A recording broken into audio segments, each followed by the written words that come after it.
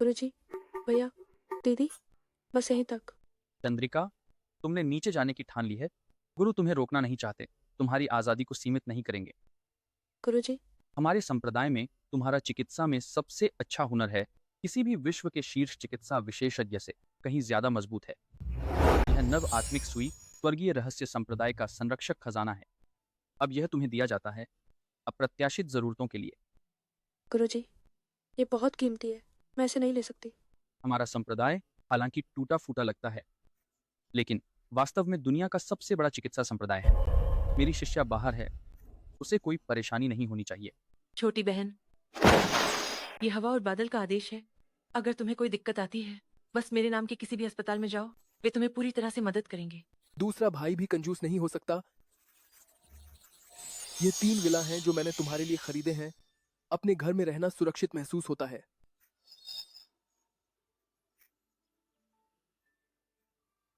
धन्यवाद दूसरे भाई। तीसरे भाई के पास और कुछ नहीं है, बस पैसा है। इस कार्ड में 1 अरब रुपए हैं। जब तुम पहाड़ से नीचे जाओगी, अगर पैसे कम पड़ते हैं, सीधे तीसरे भाई से मांगने आना। धन्यवाद भैया। मेरे परिवार के व्यवसाय पूरे देश में फैले हुए हैं। यह मेंग परिवार का जेड पेंडेंट है। यह जेड पेंडेंट ले लो। यह मेंग परिवार के किसी भी व्यवसाय को आदेश दे सकता है। चंद्रिका, अगर तुम्हें कोई परेशानी होती है तो जरूर बताना। पहला भाई हमेशा तुम्हारे पीछे है। धन्यवाद बड़े भाई। पहला भाई सबसे अच्छा है। मैं अभी तक चली भी नहीं और मुझे सबकी याद आने लगी है।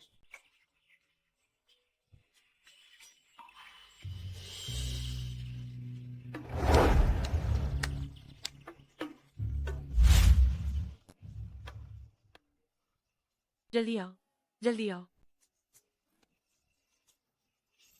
मैं चली। तुम छोटी शिष्या को पसंद करते हो तो उसे बताते क्यों नहीं? अब वो चली गई, तब तुम पछताओगे। बेवकूफ।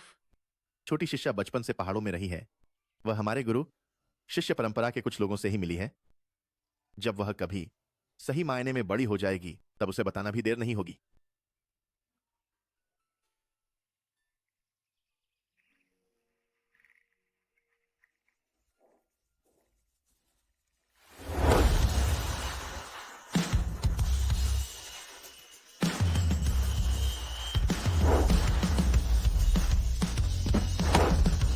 मिस जियांग,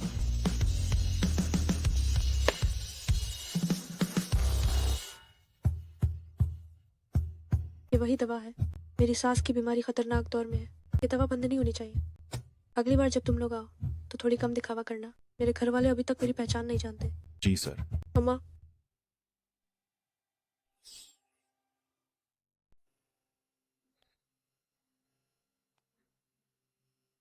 भैया, भाभी का प्रसव होने ही वाला है। क्या ऐसा होगा कि जब उनका बच्चा हो जाएगा तो मैं अब आपके लिए सबसे महत्वपूर्ण व्यक्ति नहीं रहूंगी? रो कोई भी तुम्हारी जगह मेरे दिल में नहीं ले सकता। तुम हमेशा मेरे दिल में सबसे महत्वपूर्ण व्यक्ति रहोगी। ये सब मेरी गलती है। मुझे आप जैसा अच्छा आदमी नहीं मिला और मैंने एक घरेलू हिंसा करने वाले आदमी से शादी कर ली। गर्भवती होने पर भी उसने मुझे मारा। अब मुझे मायके वापस आकर रहना पड़ रहा है। रो तुम चिंता मत करो, भाई तुम्हें न्याय जरूर दिलाएगा। भैया, तुम दोनों अपनी हदें पार मत करो। तुम्हारे भाई का गोद लिया हुआ बेटा होने का ये राज पूरी तरह से छिपा कर रखना होगा, वरना वह वेन परिवार की विरासत का अधिकार खो देगा और हम तीनों को वेन परिवार से निकाल दिया जाएगा। समझ में आया? तो ये बात और कितने समय तक छिपानी पड़ेगी? रो तुम चिंता मत करो, ज्यादा देर नहीं लगेगी। जैसे ही जियांग युवाई मेरे पहले बेटे को जन्म देगी, वेन परिवार में मेरी जगह पक्की हो जाएगी। तब तुम तलाक ले लेना और घर वापस आकर रहना। तुम्हारा भाई तुम्हें हमेशा प्यार देगा। भैया, मैं जानती हूँ कि आप मेरे लिए सबसे अच्छे हैं।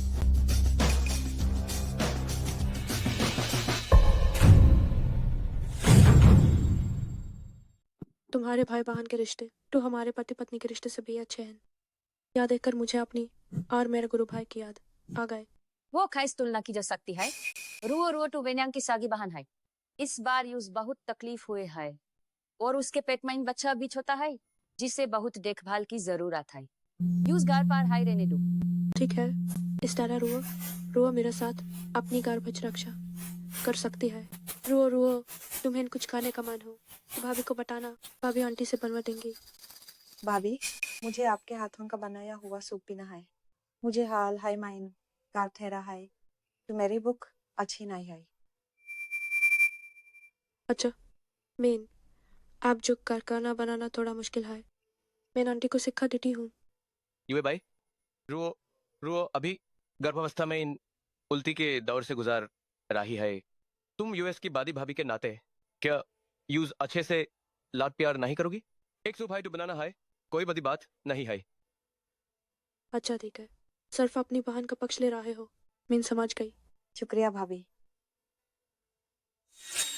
तुम दोनों थोड़ा संभल के रहो। जब जियांग युएबाई का बच्चा हो जाएगा तब जितनी मार्सी लड़ाई करना, अभी किसी को पता नहीं चलना चाहिए। समझ गया।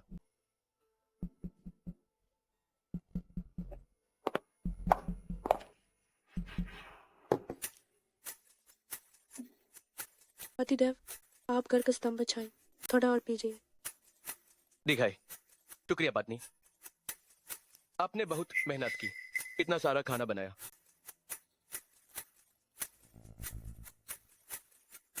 बहन तुम भी पियो। शुक्रिया भाभी। युवे भाई, भैया, बहुत दर्द हो रहा।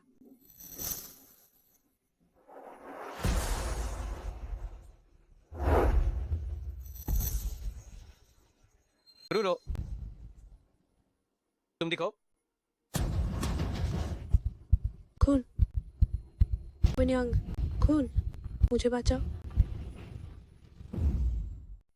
भैया, मुझे दर्द हो रहा है। दर्द। कहाँ जला?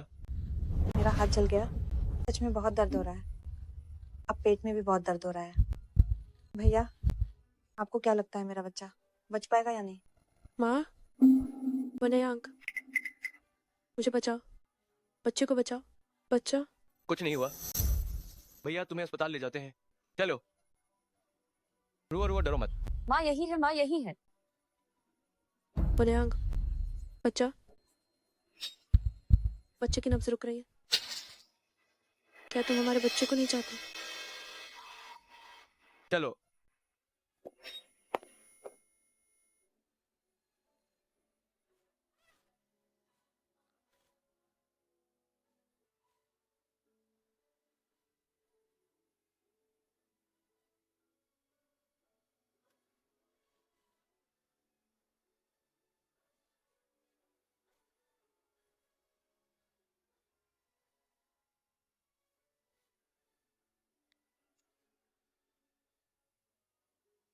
एक दो शून्य। हेलो, मुझे बचाओ। हमारी छोटी शिष्या का अंदाजा लगाओ, प्रसव का समय भी करीब आ गया है, बच्चा भी जल्द ही पैदा होने वाला है। हमें अच्छे से तोहफे तैयार करने होंगे।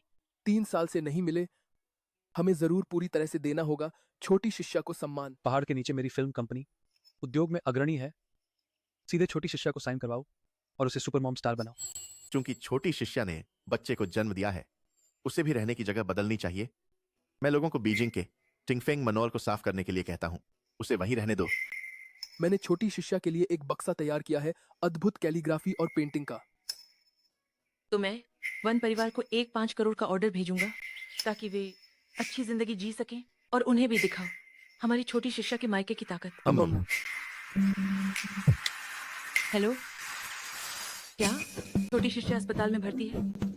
हम तुरंत आते हैं।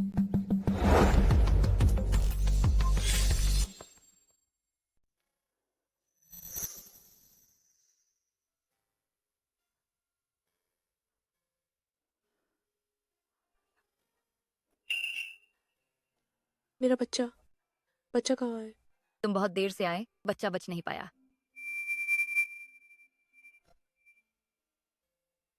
तुम ज्यादा दुखी मत हो, तुम्हारा परिवार कहाँ है? उन्हें तुम्हारे साथ आने दो। माँ, बच्चा चला गया। बच्चा चला गया और फिर भी मुझे माँ बुलाने की हिम्मत करती हो? शुक्र है कि रो रो का बच्चा ठीक है। तुम जल्दी वापस आओ, रो रो की जन्मदिन पार्टी की तैयारी करो। घर पर एक बड़ा आयोजन होगा, बदकिस्मती दूर करने के लिए।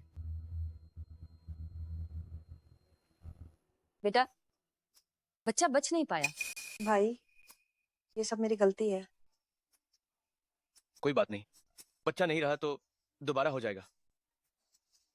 तुम तो बस बहुत दयालु हो, फिर भी वो खुद लापरवाह थी। हाथ अभी भी दर्द कर रहा है क्या? आओ, हुक मारो। अब दर्द नहीं कर रहा। दर्द नहीं कर रहा तो हम पोशाक आजमाने चलते हैं। मैं तुम्हारे ससुराल वालों को बताना चाहता हूँ कि हमारे वेन परिवार की बेटी कितनी लाडली है।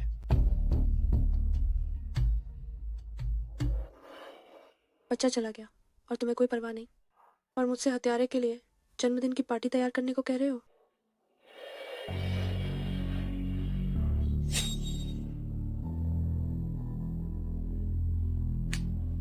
नहीं, तुम अभी नहीं जा सकती। वैन यांग, वैन रुओ, मैं तुम्हें नहीं छोड़ूंगी।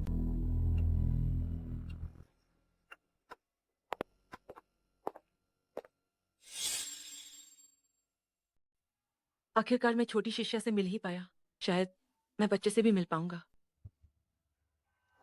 छोटी शिष्या। शिष्या। अरे वो कहाँ है?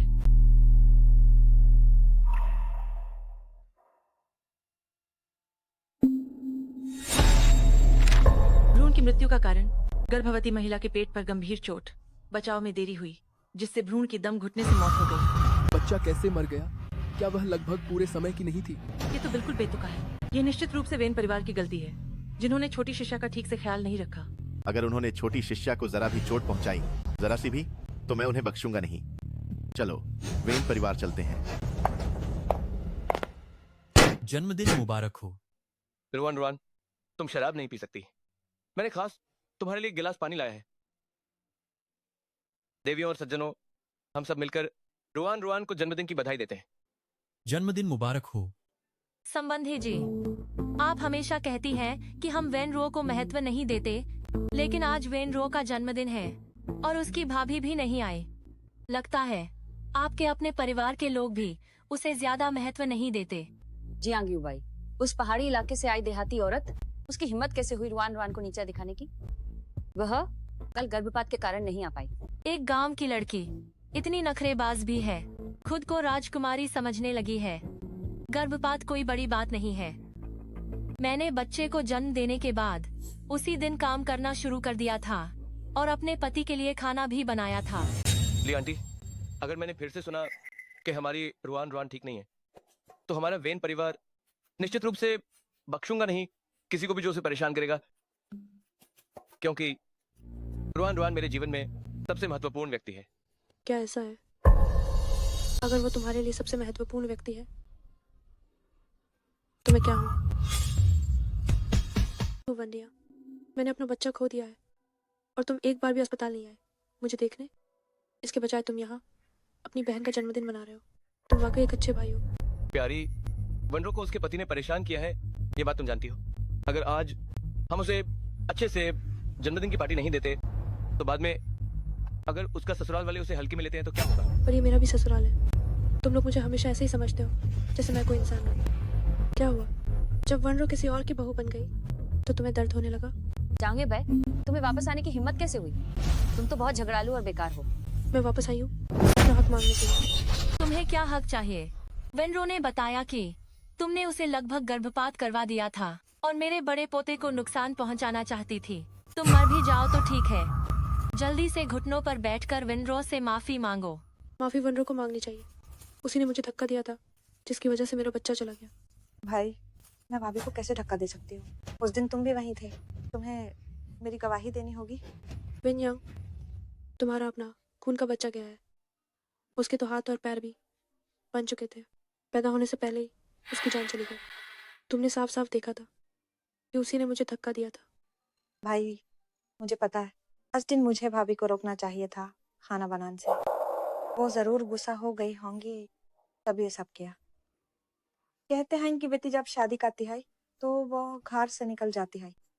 जब इस घर में मेरे लिए जगह नहीं है तो मैं चली जाती हूँ। जी हुआ भाई, रुओ ने तुम्हें धक्का नहीं दिया था। तुम खुद गलती से गिर गए थी जिसके कारण गर्भपात हुआ। तुम इस पर इल्जाम क्यों लगा रही हो? जल्दी उससे माफी मांगो। मेनिस खूनी से क्यों माफी मांगूंगी? कब तक तुम ये सब करती रहोगी? तुम कितना बड़ा हंगामा करना चाहती हो? मैं इन तुमसे तलाक चाहती हूँ। तलाक दो। मैं तुम्हें बता रहा हूँ, तुम मुझे तलाक से धमकाने की हिम्मत मत करो। जंग यूल बक, जल्दी जाओ और रो रो से माफी मांगो। वो उदार है, वो तुमसे हिसाब नहीं करेगी। उसने हमारे अपने बच्चे को मार डाला और तुम अभी भी उसका बचाव कर रहे हो? ये क्या बकवास है? रो रो को मैंने बड़ा होते देखा है। क्या मैं नहीं जानूंगा कि वो किस तरह की इंसान है? वो किसी को नुकसान नहीं पहुंचाएगी। हाँ, मुझे लगता है कि तुम बस मेरी बेटी पर आरोप लगा रहे हो। भाभी, मैं जानती हूँ तुम डरती हो कि मैं और मेरे भाई संपत्ति के लिए लड़ेंगे, इसलिए तुम मुझे बदनाम कर रही हो। मैं तुम्हें दोष नहीं देती। जंग यूल बक, तुम इतनी दुष्ट कैसे हो सकती हो?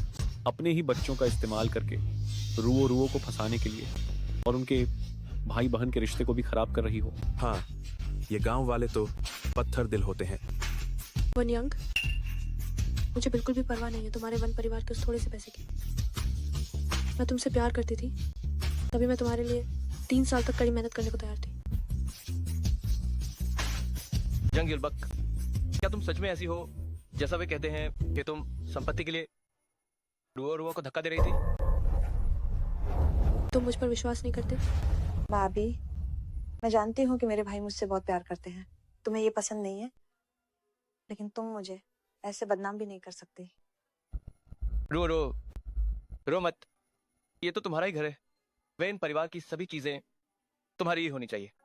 आप सभी, मैं वेन यांग घोषणा करता हूँ, आज से वेन परिवार की सारी संपत्ति वेन रो की होगी। भले ही मेरे बाद में बच्चे हो, वे संपत्ति और शेयर नहीं छू सकते। जियांग योए बाय, तुम ये बात भूल जाओ।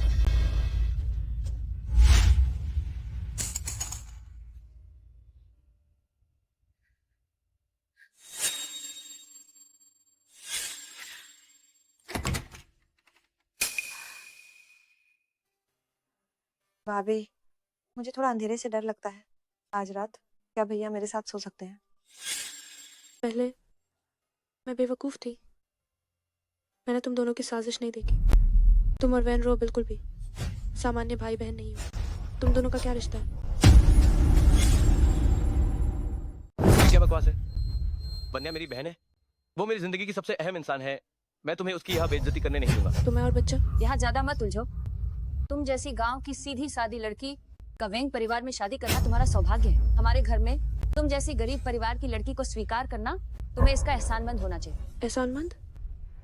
मैं तुम लोगों की शुक्रगुजार हूँ कि 3 साल तक मुझे नौकरों की तरह काम कराया, तुम लोगों की सेवा की। मैं तुम लोगों की शुक्रगुजार हूँ कि बच्चे को मार डाला, और तो और इन सालों में तुम्हारे सारे निवेश मैंने ही तुम्हें दे दिए। ये बात अब बहुत आगे जा रही है। वेंग परिवार का यह निवेश वन्या और ली परिवार के गठबंधन की वजह से है। तुम कौन होती है जो बेवजह श्रेय ले रही हो? जियांग युबाई, तुम यहाँ हंगामा करना बंद नहीं कर सकती हो क्या? वन्या बचपन से ही बीमार रहती है और वो किसी से कुछ छीनती भी नहीं है। मैं उसका भाई होने के नाते स्वाभाविक रूप से उसे ज्यादा सुरक्षा देना चाहता हूँ। तुम ईर्ष्या के कारण यहाँ बकवास मत करो। मैं बकवास कर रही हूँ? मैं तुम्हें बताती हूँ, सच कभी छिपता नहीं है। मैं तुम लोगों का इंतजार कर रही हूँ, उस दिन का जब तुम सब बर्बाद हो जाओगे। विन्यांग, आज से मेरा नाम जियांग युबाई है और तुम वेंग परिवार से मेरा कोई लेना देना नहीं है। कमबख्त, अगर तलाक देना भी है तो मेरा बेटा तुम्हें तलाक देगा। हमारे परिवार का इस तरह अपमान करने पर मैं तुम्हें इतनी आसानी से जाने नहीं दूंगी। कोई है? इसे पकड़ो और इसे वन्या के सामने घुटने टेककर माफी मांगने के लिए कहो। घुटने टेको? नहीं टेकोगे, है ना?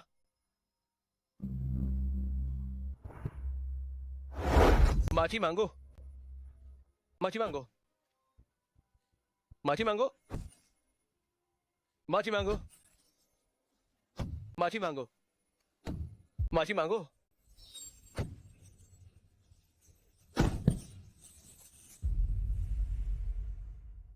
वन्यांग, 3 साल हो गए। मैंने गलती से पत्थर को मोती समझ लिया था। सोचा था कि तुम मुझसे प्यार करते हो, तभी तुमने मुझसे शादी की। मैं अंधी हो गई थी। तुम लोगों ने मेरे बच्चे को मार डाला। मैं मर भी जाऊं तो भी तुम्हें नहीं छोड़ूंगी। रो, क्या तुम्हारा गुस्सा शांत हुआ? आज से कोई तुम्हें बदनाम नहीं कर सकता। भाई, लेकिन वो तो मेरे बच्चे को लगभग मार ही देती। अब मुझे याद आता है तो बहुत दुख होता है और डर भी लगता है। गुस्सा शांत नहीं हुआ है ना, तो फिर से मारो उसे, पेट पर मारो। तलाक लेना है ना? मैं उसे इतनी मारूंगी कि उसके वंश में कोई ना रहे।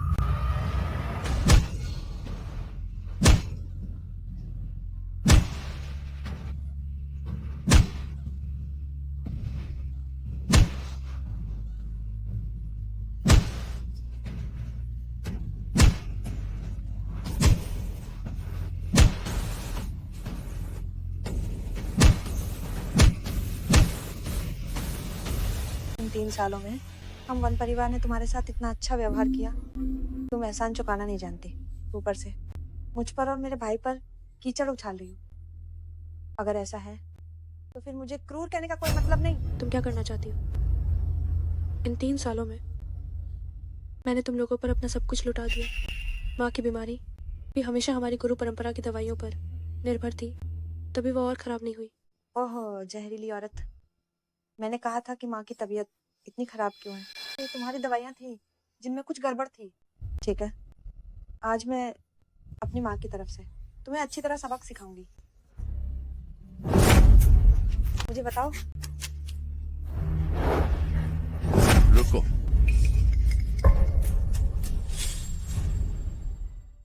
रुक जाओ। छोटी बहन। छोटी बहन, छोटी बहन। तुम लोग कौन हो? हिम्मत कैसे हुई मेरे घर में घुसने की? भाई साहब, उन्होंने उन्होंने उन्होंने मेरे बच्चे को मार डाला। बनयांग, हमने अपनी छोटी बहन तुम्हें सौंपी थी, क्या तुम उसकी ऐसे देखभाल करते हो? मेरे पास अभी भी दवाई है, क्या छोटी बहन को सुई लगाने की जरूरत है? पहले पता होता तो छोटी बहन को पहाड़ से नीचे नहीं आने देता। पहाड़ पर ही ठीक था, हम सब बचपन से। चुप रहो, अभी ये तुम्हारा बकवास करने का समय नहीं है। ठीक है, अब आगे का काम भाई पर छोड़ दो। तो तुम लोग जियांग युएबाई के उस बेकार संप्रदाय के लोग हो? मेरे संप्रदाय का नाम तुम जैसी दुष्ट व्यक्ति कैसे ले सकते हो? हिम्मत कैसे हुई रोरो को मारने की? तुम क्या चीज हो? मेरे बेटे पर हाथ उठाने की हिम्मत कैसे हुई? हम दुनिया के सबसे बड़े चिकित्सा संप्रदाय तियानक स्वानमेन के शिष्य हैं। मैं तियानक स्वानमेन की सबसे बड़ी शिष्य जियांग युएबाई की बड़ी बहन जू फेंकिंग हूँ। मैं जियांग युएबाई का बड़ा भाई मेंग हुआईक्वान हूँ। मैं जियांग युएबाई का दूसरा भाई लिंग शियाओ हूँ। मैं जियांग युएबाई का तीसरा भाई निंगियो। अगर किसी ने हमारी छोटी बहन को परेशान करने की हिम्मत की तो हमारा तियानक स्वानमेन जरूर बदला लेगा। यहाँ मौजूद हर वह व्यक्ति जिसने छोटी बहन को ठेस पहुंचाई है, हम तियानक स्वानमेन किसी को नहीं बख्शेंगे। जामुन भाई, क्या तुमने नहीं कहा था कि तुम्हारा संप्रदाय एक गुमनाम छोटा संप्रदाय है? क्या हुआ? अब तुम कह रहे हो कि तुम्हारा संप्रदाय दुनिया का सबसे बड़ा संप्रदाय है? क्या तुम सच में सोचते हो कि हम वॉन परिवार मूर्ख हैं? मुझे लगा कि मैं तुम्हें दबाव में डालूंगा। ये दुनिया का सबसे बड़ा संप्रदाय क्या है? ये कैसे संभव है कि तुम सिर्फ 5 लोग हो? तुम स्पष्ट रूप से एक नकली संप्रदाय हो, फिर भी यहाँ झूठ बोल रहे हो। ये सच में हास्यास्पद है। मैं तुम्हें बता दूं, मेरे पति क्लाउड शहर के 3 प्रमुख संप्रदायों में से एक के साकिंग गेट के शिष्य हैं। मैंने उन्हें कभी तुम्हारे बारे में बात करते नहीं सुना। क्या तियानजुआन गेट के बारे में कभी नहीं सुना? मुझे लगता है तुम काटने वाले पागल कुत्ते ही कूद के मेंढक हो। क्योंकि तुम वॉन परिवार को अपनी ढाल मानते हो, तो अब मैं वॉन परिवार के सभी मानव संसाधनों को रद्द कर रहा हूँ। देखता हूँ तुम कैसे अपनी ताकत का दुरुपयोग करते हो। हाँ हाँ हाँ, अरे वाह, तुम लोग सच में नाटक करने के आदी हो गए हो। वॉन परिवार मैंने ही स्थापित किया था, इससे तुम्हारा क्या संबंध है? हंसे फिरने वाले। मैं भी वॉन परिवार को दी गई सभी चिकित्सा सहायता वापस ले रहा हूँ। और मैं वॉन परिवार के सभी मनोरंजन उद्योगों को बंद कर दूंगा। उस समय इसलिए था क्योंकि छोटी शिष्या ने तुमसे शादी की थी, इसलिए हमने वॉन परिवार का समर्थन किया था। अन्यथा तुम पर निर्भर होकर वॉन परिवार जल्द ही दिवालिया हो जाएगा। क्योंकि तुम उसके साथ अच्छा व्यवहार नहीं करते, तो हम वॉन परिवार को पूरी तरह से बर्बाद कर देंगे। हम पहले जाकर ठीक हो जाते हैं। रुको, क्या मैंने तुम्हें जियांग युएबाई को ले जाने के लिए कहा था? छोटी बहन मेरे तियानक स्वानमेन की सदस्य है। तुम उसकी कद्र नहीं करते तो हमें उसे ले जाने से क्यों रोक रहे हो? हट जाओ। तुम उसे ले जा सकते हो, लेकिन जियांग युएबाई पहले ही मेरे वैन परिवार के वंश वृक्ष में शामिल हो चुकी है।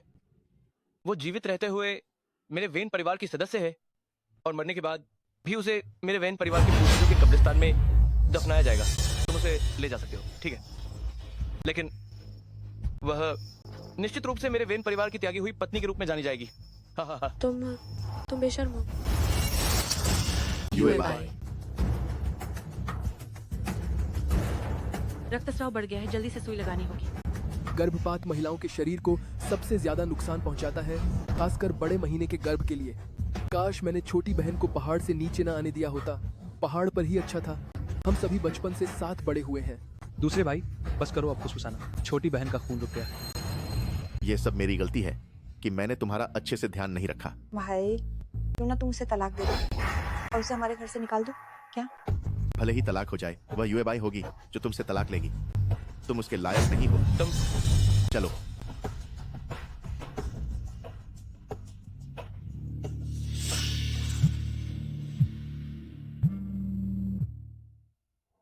जो कहना है जल्दी कहो। बुरा हुआ वैन जी, हमारी कंपनी के 5 सबसे बड़े साझेदारों ने अचानक साझेदारी खत्म करने का फैसला किया। क्या क्या ये वाकई उन्होंने ही किया है? असंभव। ये सिर्फ एक इत्तेफाक होगा।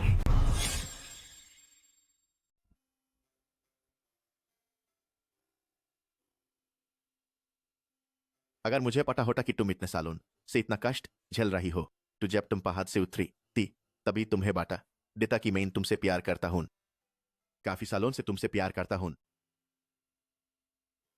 गुरु भाई, तुम जाग गई? क्या तुम्हें कहीं कोई तकलीफ हो रही है? टू, क्या तुमने अभी जो मैंने कहा वो सुना? तुमने क्या कहा? मेन जागते हाय देखा कि तुम रो रहा था। हमेशा गंभीर रहने वाले गुरुदेव काप करेले जैसे हो गए। मैं तुम्हारे स्वास्थ्य को लेकर चिंतित नहीं था क्या? छोटी गुरु बहन अभी अभी वशिष्ठ घर छोड़ कर आई है। यूज और परेशानियों में मत डालो। गुरुदेव हाय मेरे लिए अच्छे हैं। पति गुरु बहन और दूसरे गुरु भाई कहाँ हैं? वो लोग वशिष्ठ घर के मामले को सुलझाने गए हैं।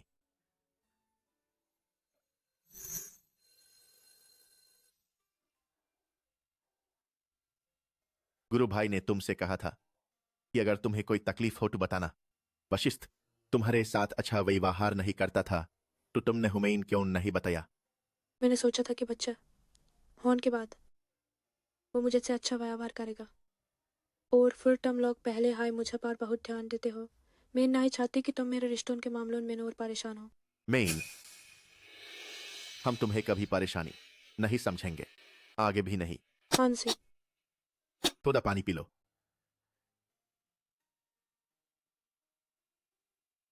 मैं खुद ले लूंगी। तुम्हारे हाथ में चोट लगी है, मैं तुम्हें पिला देता हूं। क्या हुआ? पी क्यों नहीं रही हो? या शादी के बाद गुरुदेव से दूर हो गई हो? बचपन में तुम सिर्फ मुझसे हाय पानी पीती थी।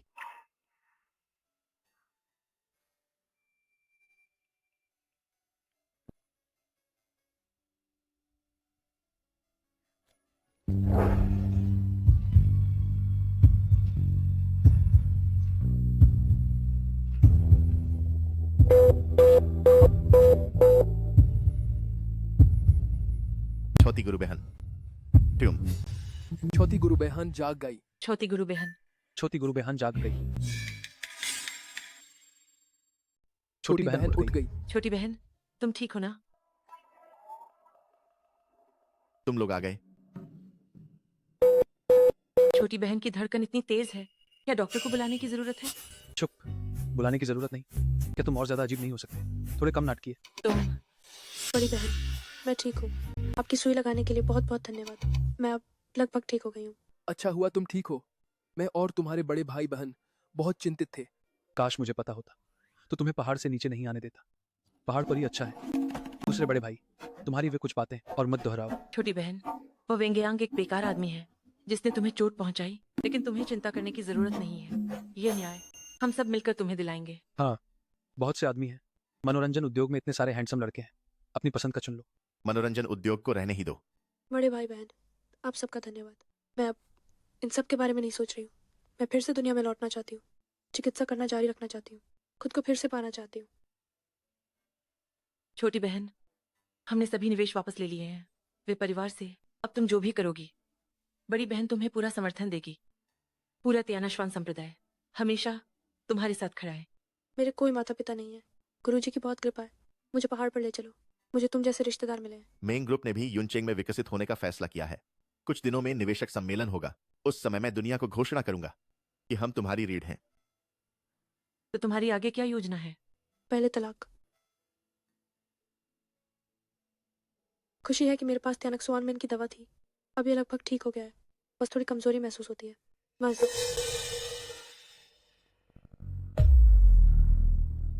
रो सावधान रहना, गिर मत जाना। रुकमा, चिंता मत करो, पति पत्नी के बीच झगड़े अक्सर सुलझ ही जाते हैं। तुम्हारी सास ने कहा है इस बार तुम्हारे पति खुद तुम्हें लेने आएंगे। ठीक, आए या ना आए मुझे फर्क नहीं पड़ता। कोई बात नहीं, तुम्हारा भाई है ना। भाई, क्या तुम मेरे बच्चे का अच्छे से ख्याल रखोगे? जरूर, मैं उसे जरूर अपने सगे बच्चे की तरह मानूंगा। अपने बेटे से भी ज्यादा प्यार करूंगा। वैन यांग, तुमने अपने सगे बच्चे को मार डाला, पर दूसरों के बच्चे को खजाना मान रहे हो। माँ, मेरी ये पुरानी बीमारी हाल ही में फिर से उभर आई है। पिछले 3 सालों में तो नहीं हुई थी। मैंने सोचा था कि ठीक हो गई है। ये सब जियांग युबाई उस मनहूस के कारण हुआ। उसके इस हंगामे ने हमारे घर को गंदा कर दिया है। कोई बात नहीं, चिंता मत करो। मैंने सुना है डो यूमियान फिर से वापस आ गए हैं। वह किसी भी मुश्किल बीमारी का इलाज कर सकती हैं।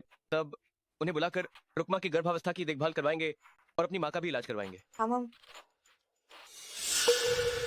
बात की और वो हाजिर हो गए। भाई देखो, रुक जाओ। मुझे मत छुओ, तुम गंदे हो। मुझे तो तुमसे घिन भी नहीं आती और तुम अभी भी इतरा रहे हो। क्या आज वो टीना वाला आदमी तुम्हारे साथ नहीं है? मुझे लगता है उन्होंने तुमसे खेल कर ऊब गए और तुम्हें छोड़ दिया। मैं और मेरे गुरु भाई पूरी तरह से पवित्र हैं, बल्कि तुम और वैनरू हर समय गले मिलते रहते हो। जो नहीं जानता उसे लगेगा कि तुम दोनों असली पति पत्नी हो। भैया और दीदी, इस परिवार के रिश्ते सच में उलझे हुए हैं। ये बहू जो इनके घर में आई उसकी किस्मत खराब है। हाँ, पता नहीं उस बहू ने उनके घर में कितनी तकलीफें सही होंगी। अरे बड़ा पाप किया है। ये मैं कैसी बहू ले आई? रोज घर पर नहीं रहती और अपनी ननद पर कीचड़ उछालती है। आज मैं मेरी अपनी बेटी और पोते को नुकसान पहुंचाने वाले कातिल को वैन परिवार से बाहर निकाल दूंगी। तुम्हें बाहर खुद से मरने के लिए छोड़ दूंगी। माँ, बड़ी खुशी की बात है। तुम वैन परिवार ने इन 3 सालों में मेरा खून चूसने के अलावा और क्या किया है? तुम अभी भी वैन परिवार को बद्दुआ देने की हिम्मत करती हो? मैं इस छोटी सी नीच लड़की का मुंह फाड़ दूंगी। खोक। मैं इतने सालों से उत्तम टेंशन से तुम्हारी तबीयत ठीक कर रही थी। अब दवाई बंद कर दी, ज्यादा देर नहीं लगेगी और तुम फिर बीमार पड़ जाओगी। तुम हमारी माँ को भी बद्दुआ देने की हिम्मत करती हो? हाँ, तुम वो कुछ सड़ी हुई जड़ी बूटियां लेकर, क्या तुम्हें लगता है कि तुम हमारी माँ की बीमारी ठीक कर सकती हो? खुद को इतनी ऊंची मत समझो। मैं तुम्हें बता रहा हूँ, तुम वैन परिवार की त्यागी हुई औरत अभी भी अस्पताल में हमारे वैन परिवार की बेइज्जती करने की हिम्मत करती हो। वैन यांग, तुम्हें पछतावा होगा। मजाक है। अगर मैंने तुम्हें वैन यांग के प्रति तुम्हारे गहरे प्यार को न देखा होता तो मैं तुम्हें अपने वैन परिवार में कभी नहीं आने देती। आज मैं सबको दिखा दूंगी कि ये छोटी सी नीच लड़की कैसी दिखती है। माँ, डॉक्टर यूमियान शैनाई। वैद्यराज यूमियान, आप वापस आ गए। हाँ। वैद्यराज यूमियान, ये कैसे संभव है? उसने तो ठीक से पढ़ाई भी नहीं की है। वो वैद्यराज यूमियान कैसे हो सकती है? पहले मरीज को बचाते हैं। जल्दी से वार्ड में भेजो।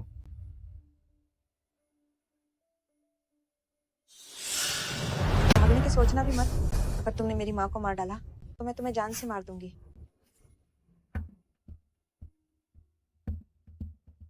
डॉक्टर, मेरी माँ अचानक से बेहोश क्यों हो गई? ओह, यह बीमारी वैसे तो बहुत दुर्लभ है, लेकिन मैंने उन्हें पहले देखा था, तब वे लगभग ठीक हो चुकी थीं। यह अचानक दवा बंद करने की वजह से उनकी हालत बिगड़ी और वे बेहोश हो गईं। आप लोगों ने दवा क्यों बंद कर दी? हमें पहले लगा था कि ये छोटी मोटी बीमारी है, इसलिए हमने ज्यादा ध्यान नहीं दिया। हाँ? अगर उस दवा से इलाज न होता तो शायद वह अब तक जीवित न होती। अब दवा बंद कर दी है, बीमारी फैल गई है, शायद अब उन्हें बचाना बहुत मुश्किल होगा। देवी, कृपया बताइए कि आपने किस दवा का उपयोग करके मरीज को बचाया था? त्यानक्सुआन में की विशेष टेंशन। जियांग युबाई, जो तुमने मेरी माँ को पहले खिलाई थी वो तो बस कुछ भूरे रंग की बेकार जड़ी बूटी थी। जरूर वो नकली डैंशन ही होगी। तुम ये देवी शायद ये भी नकली ही हो, है ना? असंभव। 5 साल पहले मैंने अपनी आंखों से देखा था देवी को सुई से लोगों को बचाते हुए। उस समय उनकी चिकित्सा कौशल अद्भुत थी।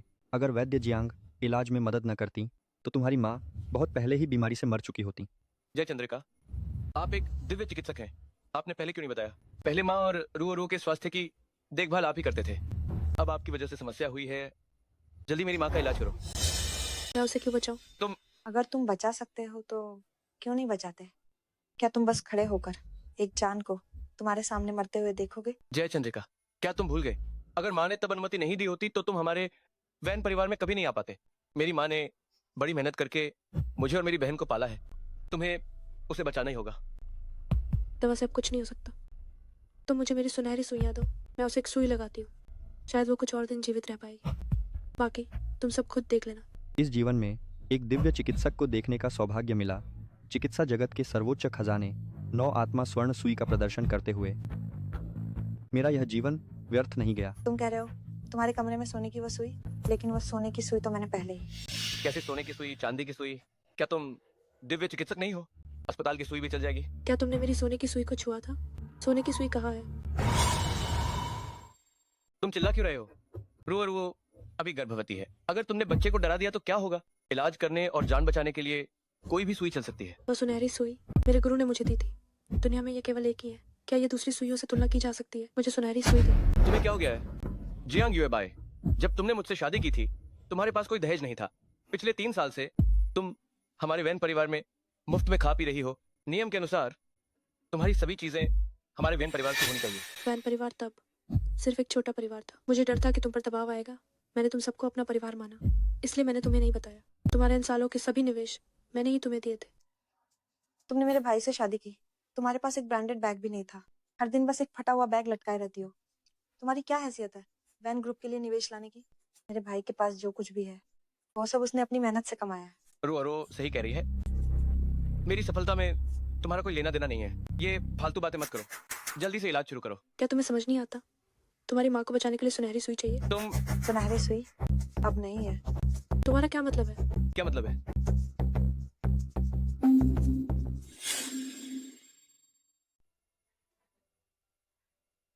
मैं तुम्हें ये बिल्कुल नहीं दूंगी।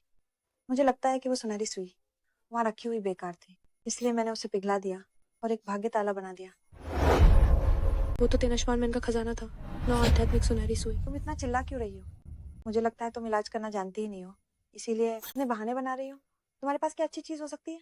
मैंने अभी तक शिकायत नहीं की है कि तुम्हारी इस सुई में कितनी अशुद्धियां हैं। वो तो एक कीमती प्राकृतिक रत्न था जिसे सुई का कोर बना था, जो बाहर के सोने से 10,000 गुना महंगा था। तुमने उसे फेंक दिया और ये सोना रख लिया। ये तुम्हारी मूर्खता साबित करने के लिए काफी है। बस करो। तुम एक गांव की गंवार औरत क्या जानो? इलाज करना नहीं आता तो जल्दी से निकल जाओ यहाँ से। भले ही मैंने कभी कुछ नहीं देखा हो दुनियादारी, फिर भी मैं जानती हूँ कि बिना पूछे लेना चोरी है। तुम भाई देखो इसे। ये मेरी गलती थी कि मैं अंधा हो गई थी। 3 साल तक गलत इंसान पर भरोसा किया। न सिर्फ मैंने इलाज करना छोड़ा बल्कि धोखा भी दिया गुरुजी की बड़ी उम्मीदों को। जब तुमने सुनहरी सुई पिघला दी है तो वो ताला मुझे दे दो। ये चीज अब मेरी है, तुम इसे मुझसे छीनने की सोचना भी मत। तुम मेरा हाथ छोड़ो। तुम क्या छीनना झपटना? अच्छा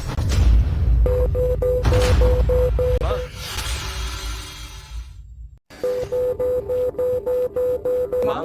ठीक नहीं, जल्दी से आईसीयू में ले जाओ। आप लोग जल्दी से दुर्लभ डैंशिन ढूंढो, नहीं तो श्रीमती वैन को नहीं बचाया जा सकेगा। जल्दी करो, जल्दी करो। माँ जल्दी। माँ, नर्स। अरे काश सुई टूट गई। मैं आपसे देवी डॉक्टर नहीं मिल सका उपचार करने के लिए। पिछली बार याद है आपको उपचार करते हुए देखा था। 5 साल पहले की बात है। उस समय वह मरीज अभी अभी मौत के मुंह से निकला था।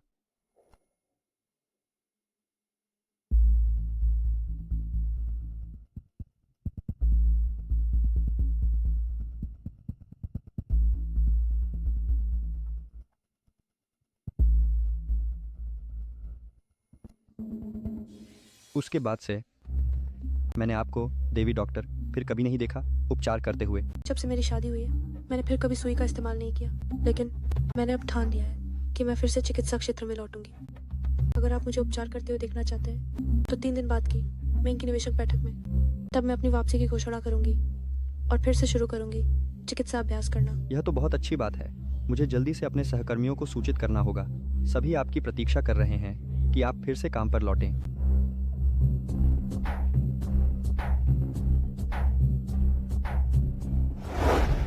भाई, मैंने सुना है जियांग युएबाई में भाग लेने वाली है बैंक की निवेशक बैठक में।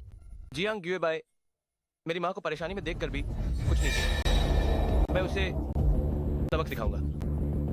मेरे पास एक तरीका है जो उसे घुटने टेकने पर मजबूर कर देगा और हमसे माफी मंगवाएगा। क्या तरीका? हमारे घर में अभी भी नहीं रखी है उसके बच्चे की अस्थियां।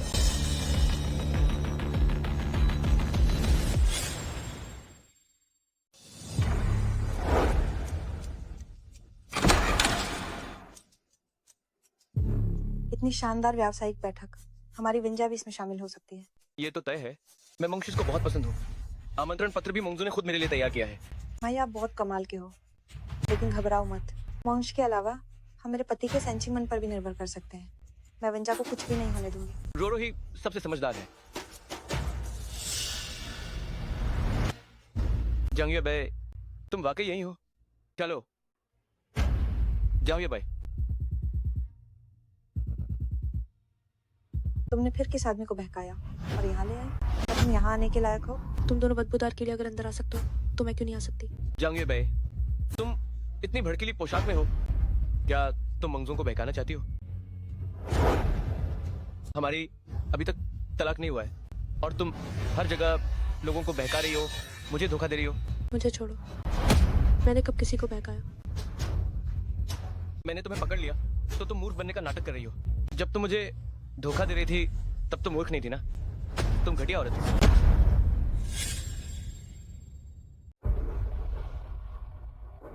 ए, बड़ी दीदी, तुम इतनी जल्दी में कहाँ जा रही हो? छोटी दीदी ने मुझसे वेंग यांग और वेंग रो की पहचान पता लगाने को कहा था और मैंने वो पता लगा लिया है। क्या वे भाई बहन नहीं हैं? उनकी और क्या पहचान है? वेंग यांग और वेंग रो बिल्कुल भी सगे भाई बहन नहीं है। उनके बीच पहले से ही कुछ चल रहा है। मुझे जल्दी से छोटी दीदी को बताना होगा। ठीक रहा, मैंने छोटी दीदी का तलाक का प्रमाण पत्र भी बनवा लिया है। आज ही छोटी दीदी को उनसे पूरी तरह से रिश्ता तोड़ने दो। वेंग यांग और वेंग रो भी आ गए। मैंने अपने आदमी भेजकर उन्हें बुलवाया है। आज ही उनकी बदनामी होगी। चलो। तुमने मुझे कब अपनी पत्नी माना? इन सालों में मैंने तुम्हारी पूरे परिवार की सेवा की। क्या तलाक के बाद मैंने तुम्हें धोखा दिया है? और अगर जिम्मेदारी की बात करें तो वो तुम वेंग यांग हो जिसने शादी के बाद धोखा दिया, अपनी सगी बहन को सौतन बना लिया। तुम क्या बकवास कर रही हो? मुझे लगता है कि तुम ये नीच औरत हम सभी को अपने साथ डुबोना चाहती हो। अभी तुरंत हमसे माफी मांगो और बाहर निकल जाओ। मैं क्यों माफी मांगू? क्या तुम वाकई माफी नहीं मांगोगी? ठीक से देख लो, ये तुम्हारे मरे हुए बच्चे की राख है।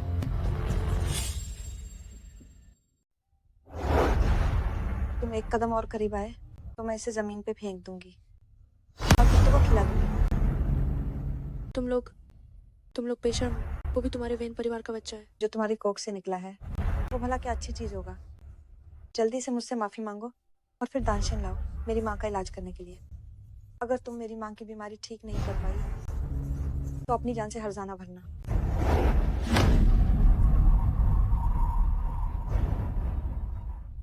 ये हुई ना बात? जल्दी से घुटने टेक कर माफी मांगो। ठीक है तो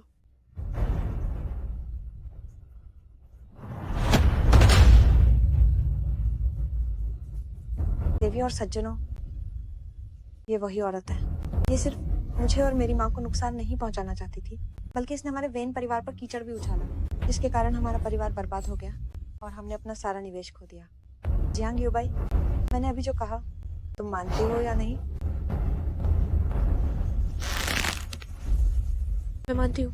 यह तो अपशगुनी है। एक इंसान जिसने पूरे परिवार को बर्बाद कर दिया। आह, महोदय, महोदय, हमारा वांग परिवार वैन परिवार में निवेश करने को तैयार है।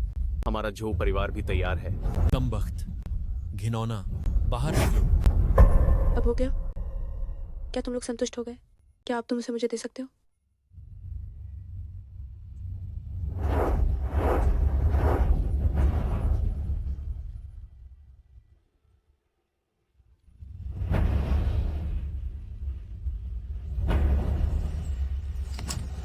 मेंग कॉरपोरेशन के सीईओ मेंग हुआईचुआन आ गए हैं।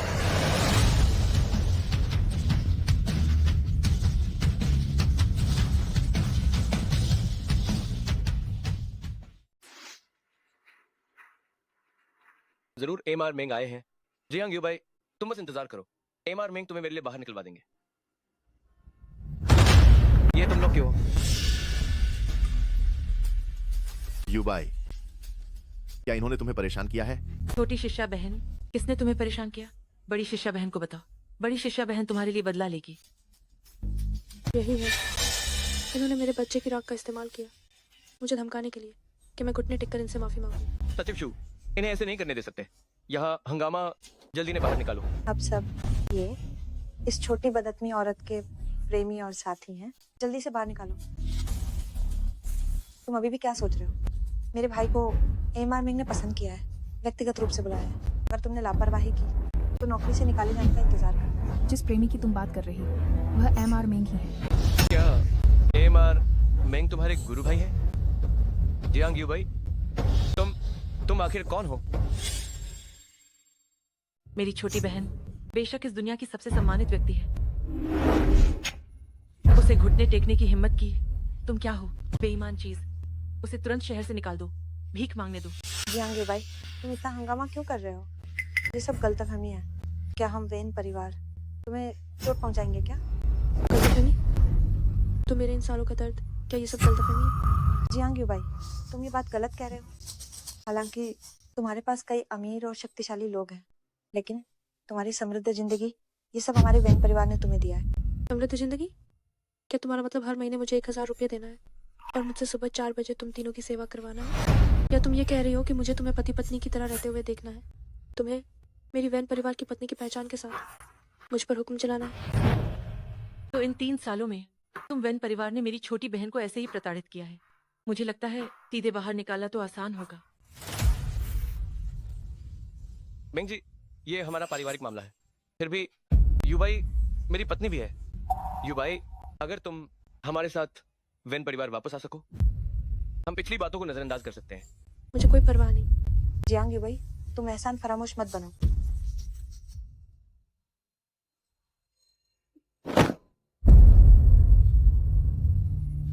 रो। हाँ भाई, जल्दी। मेरे पेट में बहुत दर्द हो रहा है।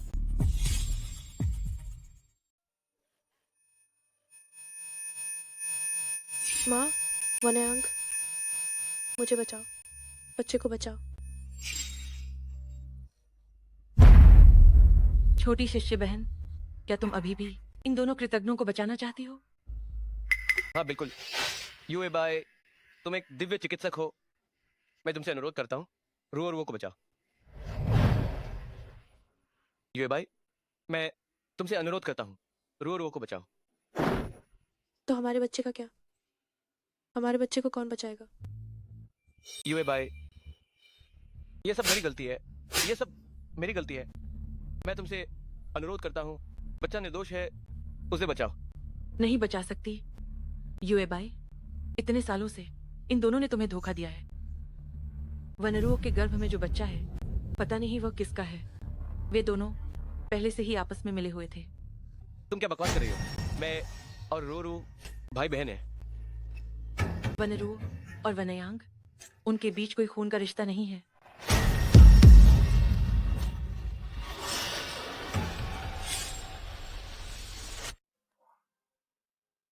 अजीब नहीं है? अजीब नहीं है कि तुम दोनों का बर्ताव भाई बहन जैसा बिल्कुल नहीं है? तो तुम लोग पहले से ही, मेरा अनुमान गलत नहीं था। भाई, तुम मत जाओ। क्या तुम आज रात मेरे साथ यहाँ नहीं रुक सकते? अरे हाँ, बाद में बहुत सारे मौके मिलेंगे प्यारी।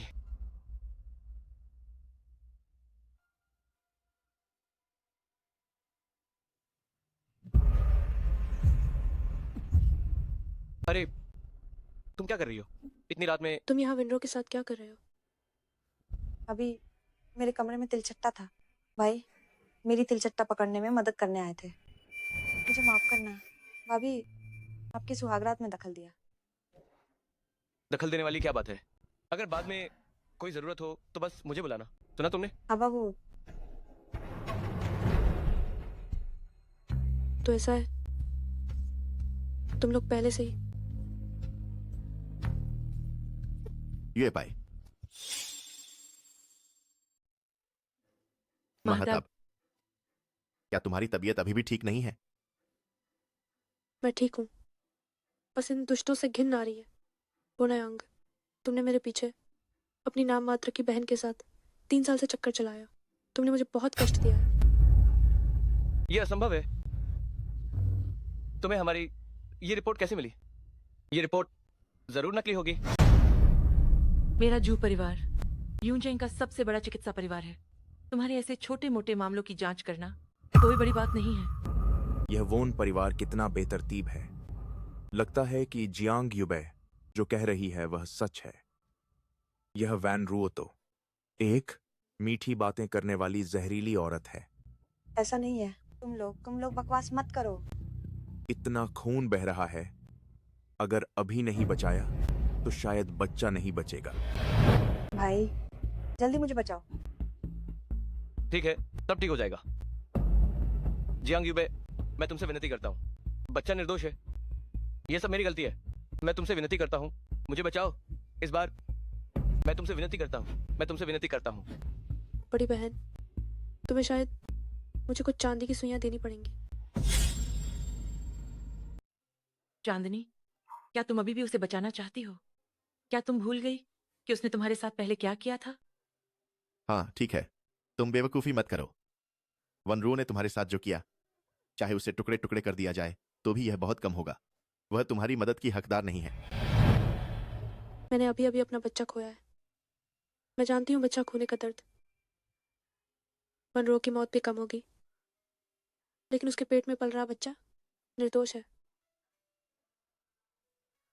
गुरुजी हमेशा मुझसे कहते थे, जीवन का सम्मान करो और जरूरतमंदों की मदद करो। ये मेरा मूल सिद्धांत है, और लगभग उन तीनों ने इसे खत्म कर दिया था।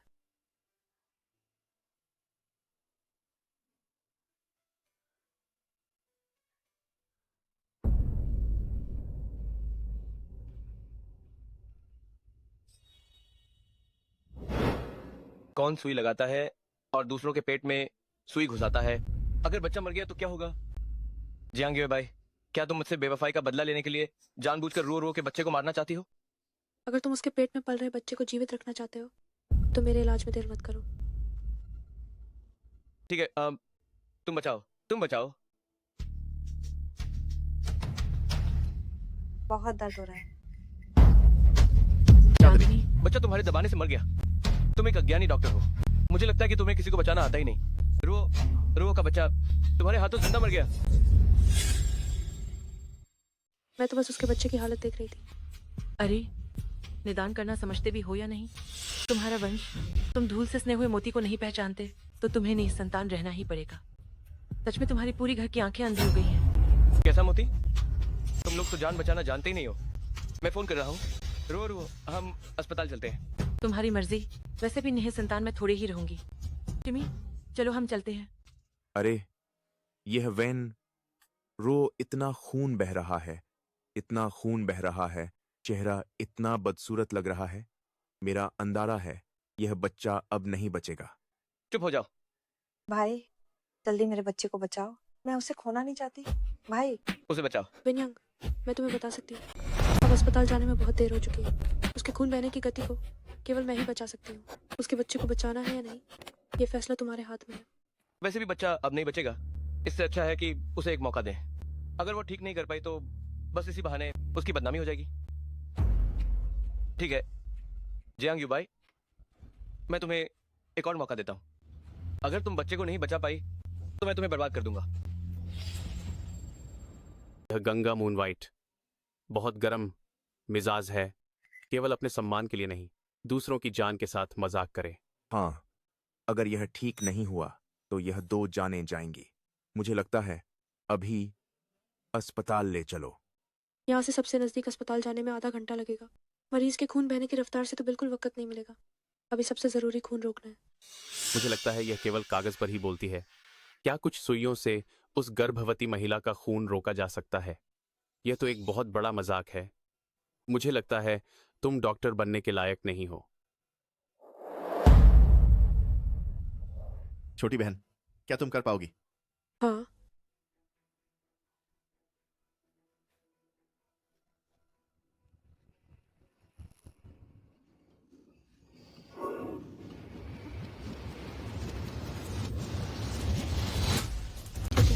बच्चा बच गया। गुरु भाई, आप कुछ ज्यादा ही सोच रहे हैं। मैं तो स्वर्ग रहस्य संप्रदाय की छोटी गुरु बहन हूँ। इतना आत्मविश्वास तो मुझ में है ही। मेरी आत्मविश्वासी छोटी गुरु बहन वापस आ गई। यह कैसे संभव है? इस गर्भवती महिला ने इतना खून बहाया है। बच्चा कैसे बच सकता है? क्या मां के जीवित रहते हुए भी बच्चे को बचाया जा सकता है? यहाँ बहुत से चिकित्सक परिवार बैठे हैं। मैंने भ्रूण को बचाया है या नहीं, नाड़ी देखकर पता चल जाएगा।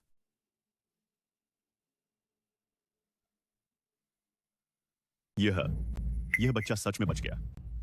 महान चिकित्सक, महान चिकित्सक। असंभव। जियांग युबाई, मुझे लगता है तुम तो अंधे के हाथ बटेर लग गई हो। यहाँ बैठे सभी लोग, कोई भी बचा सकता था। तुम्हारे साथ और बात नहीं करनी। जल्दी से उसे गर्भधारण के लिए भेज दो, वरना बड़े देवता भी आ जाए तो कोई फायदा नहीं होगा। जियांग युबाई, आज तुमने मुझे यहाँ इतनी बड़ी हार दिलाई। तुम इंतजार करो, चलो। अरे वाह, इतनी उत्तम चिकित्सा। मैंने इतने सालों तक चिकित्सा की है, यह तो सुनी अनसुनी है।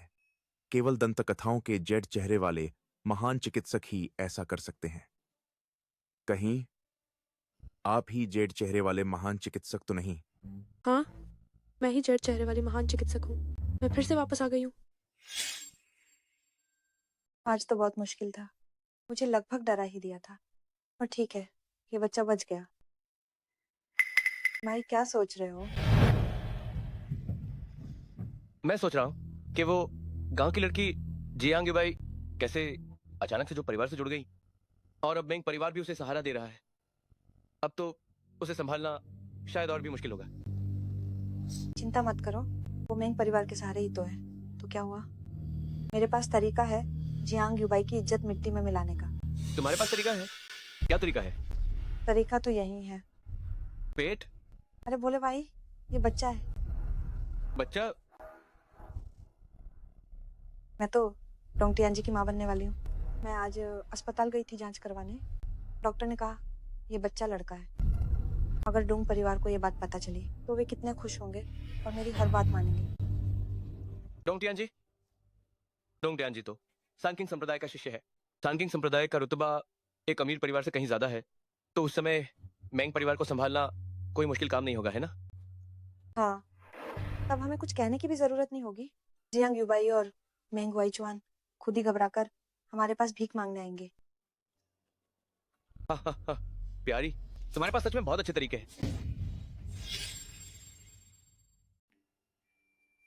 पतिदेव, पतिदेव, किसी ने मुझे और आपके बेटे को परेशान किया है। बेटा, क्या तुम कह रही हो? हाँ, मैं अभी अस्पताल से जांच करवा कर आई हूँ। डॉक्टर ने कहा कि ये लड़का है। पतिदेव, हमारा एक बेटा होने वाला है। बस अफसोस ये है, जियांग युबाई तुम्हारे बेटे को मारना चाहती है। जियांग युबाई कौन है? जियांग युबाई वो बड़ा भाई की पिछली वाली मामूली पत्नी। अभी यूनचेंग अस्पताल में डॉक्टर है। पिछली बार वही थी जिसने लगभग हमारे बच्चे को खत्म करवा दिया था। साली मरने पर तुली है, अभी भी मेरे बेटे को हाथ लगाने की हिम्मत करती है। हाँ ना पतिदेव, आपको हमारे बेटे के लिए बदला लेना ही होगा। नहीं, मैंने ये कैसे सुना कि वेन यांग तुम्हारा असली भाई नहीं है? क्या? मैं तो सुनकर चौंक ही गई। मैं और भाई बचपन से साथ पले बड़े हैं। माँ ने कभी भी हमें बताया ही नहीं।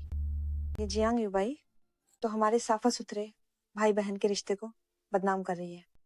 वास्तव में बहुत शातिर है। पतिदेव, आपको उसे अच्छे से सबक सिखाना होगा। तो ऐसा है, जियांग युबाई का मामला मुझ पर छोड़ दो, तुम्हारा पति इसे सुलझा देगा। अम्मा,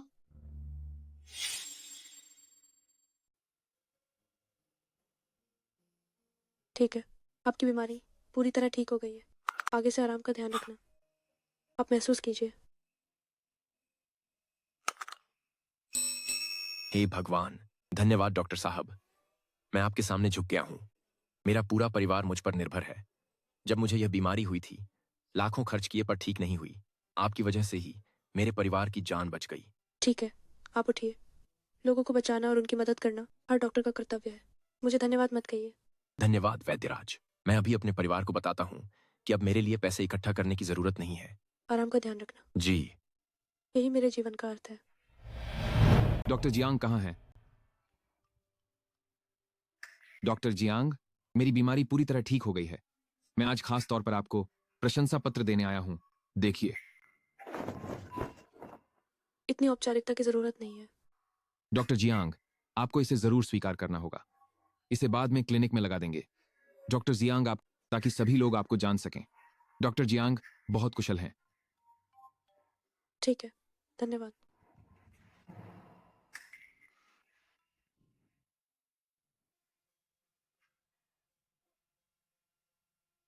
छुट्टी। डॉक्टर साहब, कृपया मेरे दादाजी को बचा लीजिए।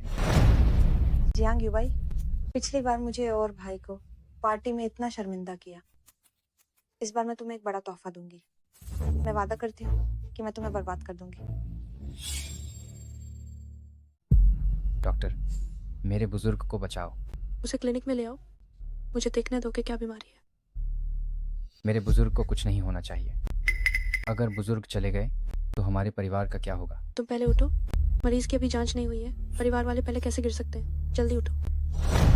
डॉक्टर, मुझे पता है कि आपकी दवा सबसे अच्छी है। मैं आपसे विनती करता हूँ कि मेरे बुजुर्ग को बचाओ। मैं आपसे विनती करता हूँ। तुम निश्चिंत रहो, मैं उसे बचाने की पूरी कोशिश करूंगा। उसे क्लिनिक में ले आओ, मुझे देखने दो। बुजुर्ग, आपको कुछ नहीं होना चाहिए। बुजुर्ग, आपको कुछ नहीं होना चाहिए। बुजुर्ग। रो मत। रोने का क्या फायदा? जब जान बचाने का सवाल हो तो तुम्हारा ऐसा करना मरीज को और देर करा रहा है।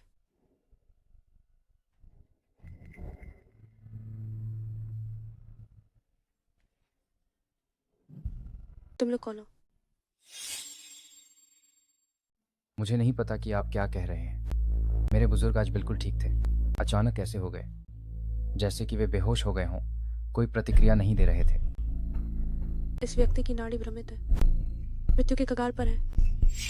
ये बिल्कुल भी बीमारी नहीं है, बल्कि जहर लगता है।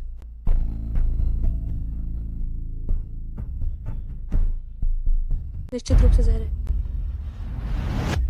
क्या कर रहे हो आप? क्या इधर उधर छेड़ रहे हैं? क्या आपको इलाज करना आता भी है? मैं इलाज कर रहा हूँ, क्या आप मुझे परेशान नहीं करेंगे? और ये बिल्कुल भी बीमारी नहीं है, बल्कि ऐसा लगता है। अगर यह बीमारी नहीं तो क्या है? आप यह नीम हकीम, इलाज नहीं कर सकते, बस लोगों को गुमराह करते हो। जब मेरे बुजुर्ग आए थे तो बिल्कुल ठीक थे। अब आपकी वजह से वह मरने वाले हैं। क्या आपको वाकई इलाज करना आता है? मुझे लगता है आपकी वैद्य की उपाधि वह भी खरीदी हुई होगी, है ना? क्या बकवास कर रहे हो? कोई है? अरे सब जल्दी आओ। आप चिल्लाओ मत। मेरे बुजुर्ग आज बिल्कुल ठीक थे।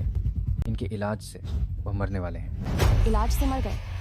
क्या यह वाकई नीम हकीम है? यह इलाज नहीं कर सकता, फिर भी यहाँ क्यों बैठता है? मरीजों के इलाज का समय बर्बाद करना हत्या करने जैसा ही है ना?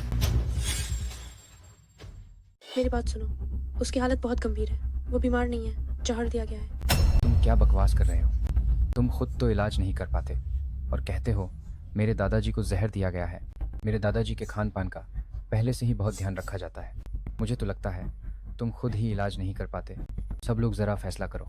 यह डॉक्टर इतनी जवान है, कहीं ऐसा तो नहीं कि इसने पैसे देकर अपना काम करवाया हो? और इसने मुश्किल बीमारियों की पट्टी भी लगा रखी है।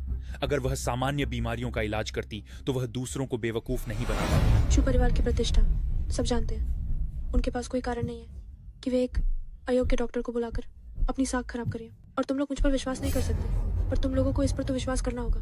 युनचेंग के पहले पुराने अस्पताल पर सब लोग शोर मत करो, वरना मरीज को देरी हो जाएगी। यह तो बहाने बना रही है। यह तो एक अयोग्य डॉक्टर है। तुम युनचेंग के पहले अस्पताल में इलाज के लायक नहीं हो। युनचेंग से बाहर निकलो। युनचेंग से बाहर निकलो। बाहर निकलो। सब लोग पहले शांत हो जाओ। मेरी बात सुनो। डॉक्टर जियांग हमारे अस्पताल की सबसे अच्छी डॉक्टर हैं। उनकी चिकित्सा कला पर विश्वास रखो। उन्हें दूसरों का इलाज करने में बाधा मत डालो। कोई मर गया है, कोई मर गया है। इसने मरीज को मार डाला है। मर गया आदमी, उसने मरीज को मार डाला। मर गया आदमी। क्या हुआ? नाड़ी क्यों नहीं है?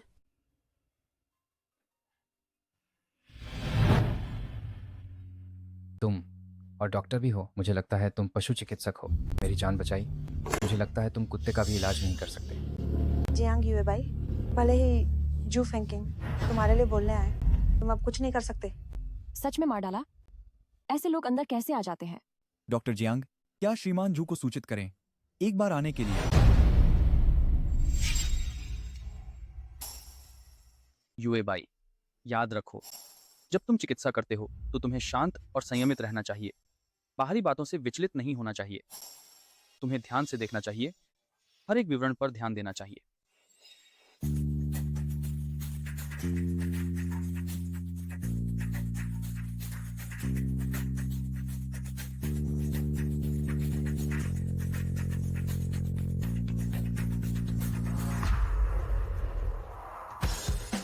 निश्चित बूढ़ा रूप से। आदमी बूढ़े आदमी।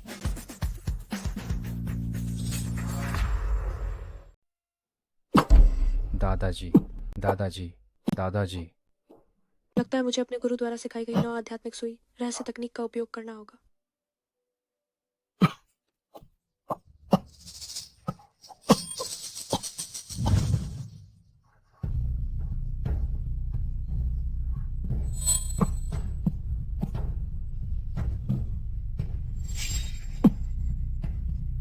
असंभव। यह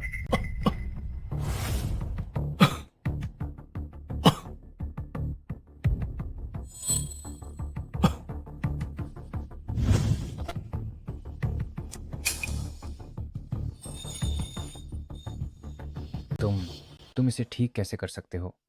यह तो साफ तौर पर साफ तौर पर क्या? मेरी दादी के इलाके में हंगामा करने की हिम्मत कौन कर रहा है? मेरे इलाके में छोटी जूनियर बहन को परेशान करने की हिम्मत? क्या तुम जीना नहीं चाहते? तुम कौन हो? हम तो बस इलाज के लिए आए हैं। आप डॉक्टर होने के नाते लोगों को परेशान नहीं कर सकते। ये सवाल तो मुझे तुमसे पूछना चाहिए। तुम लोग बिल्कुल भी सामान्य मरीज नहीं हो, वो बिल्कुल भी बीमार नहीं है। तुम आखिर कौन हो? कचरे का ढेर।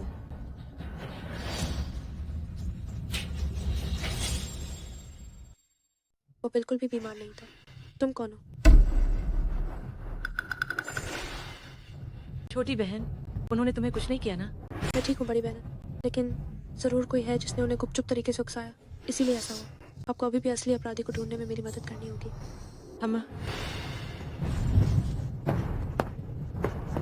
मिस्टर जू, ये मरीज अभी कुछ देर पहले ही लाया गया था। संदिग्ध अभी दूर नहीं भागा होगा। रुको, क्या गड़बड़ करने के बाद भागना चाहती हूँ? मैं तुम्हें बताती हूँ, ये मेरी सुनहरी सुई सिर्फ जान बचा नहीं सकती, बल्कि जान ले भी सकती है। तुम बेहतर होगा ईमानदारी से सब बता दो, वरना। मिस्टर डोंग, ये मिस्टर डोंग नाम के एक व्यक्ति ने मुझसे करवाया था। उसने कहा कि वह तुम्हें बर्बाद कर देगा और फिर मुझे 5 लाख रुपये देगा। पर मेरे आसपास तो कोई मिस्टर डोंग नाम का व्यक्ति नहीं है। क्या वेन रुओ के पति का नाम डोंग है? अब सब कुछ समझ में आ गया।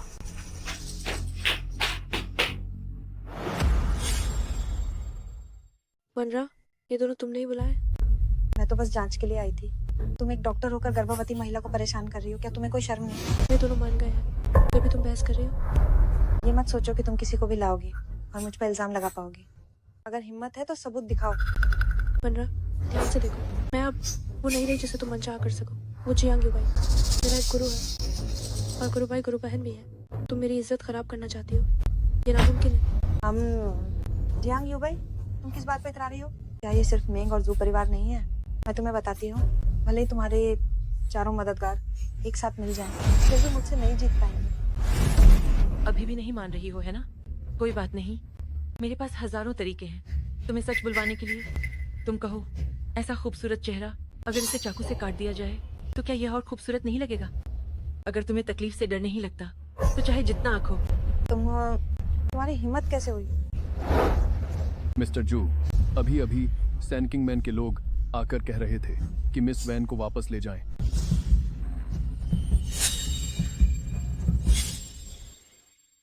तीन क्विंगमन के लोग, वे यहाँ कैसे आ गए? 3 क्विंगमन के लोग कहते हैं, कृपया मिस वेंग को वापस ले जाएं। पिछली बातें, फिर सब कुछ माफ कर दिया जाएगा, नहीं तो क्लाउड सिटी अस्पताल को मिटा देंगे।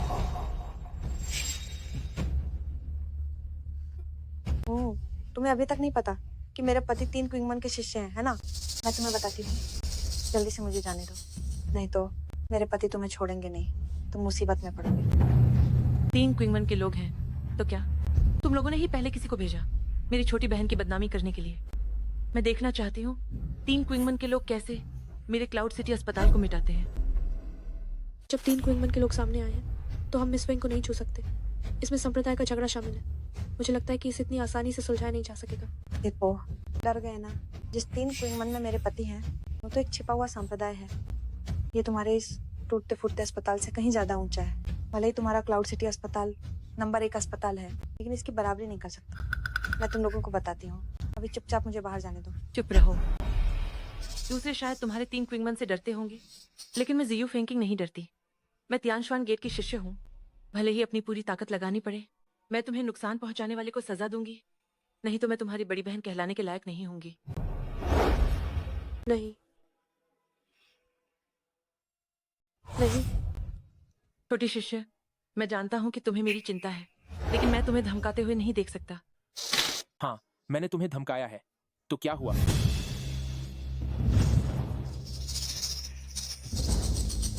पतिदेव, आखिरकार तुम आ ही गए। मुझे लगता है कि तुम हंगामा करना नहीं चाहते, क्योंकि तुम हमारी 3 किंगमन बारे में जानते हो, इसलिए हंगामा करने की हिम्मत नहीं करोगे, है ना? 3 किंगमन का क्या, छोटी शिष्य के पीछे सिर्फ मैं ही नहीं बल्कि पूरी तियानशुआनमन है। तियानशुआनमन? तियानशुआनमन तो कब की लुप्त हो चुकी है। तुम अभी भी तियानशुआनमन के लोग होने का नाटक करने की हिम्मत करते हो, अपनी सीमा से बाहर जा रहे हो। यह मरीज कैसा है? क्या तुम लोगों ने इसे मार डाला है? अभी ये बुजुर्ग महाशय मरने की कगार पर थे, नाड़ी गायब थी, लेकिन मैंने उन्हें बचा लिया। ये भी साबित करता है कि हमारे अस्पताल की ताकत कितनी है। और तुम्हें बहुत बहुत धन्यवाद कि तुमने हमें प्रचार का ये अवसर दिया। क्या सच में तुमने इसे ठीक कर दिया? ठीक है, मानता हूँ कि तुम में काबिलियत है, क्योंकि तुम खुद को बहुत कुशल वैद्य मानते हो। क्या मेरी चुनौती स्वीकार करने की हिम्मत है? कौन सी चुनौती? 3 दिनों बाद यून शहर के सभी लोग इस आदान प्रदान सम्मेलन में भाग लेंगे। तब हम मौके पर ही मुकाबला करेंगे। जो हारेगा उसे चिकित्सा जगत से निकाल दिया जाएगा।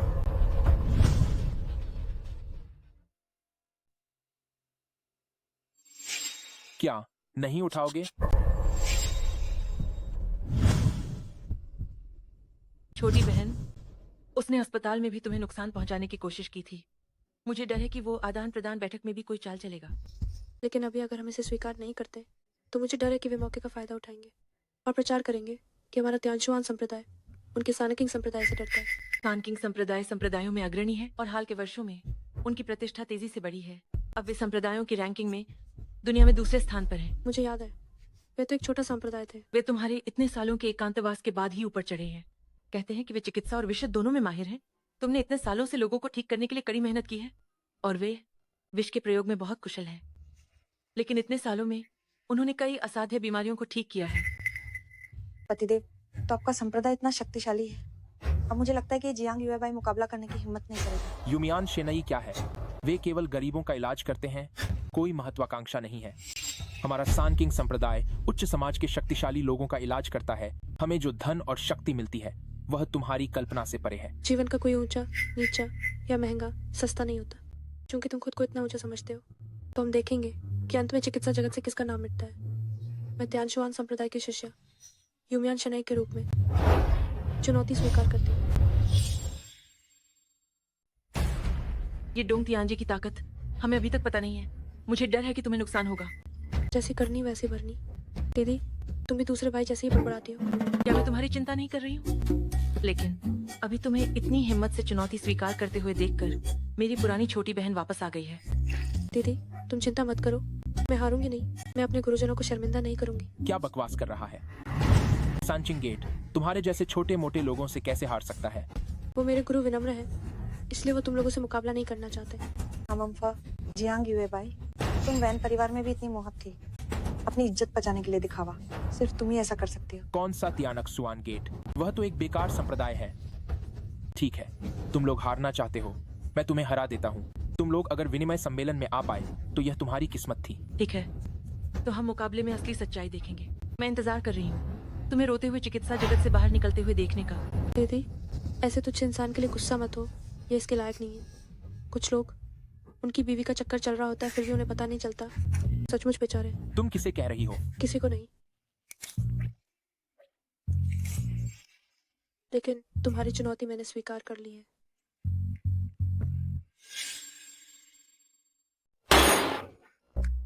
मैं तुम्हें बता रही हूँ, तुम लोगों को पता ही नहीं ये डोंग तियांजी कितना परेशान करने वाला है।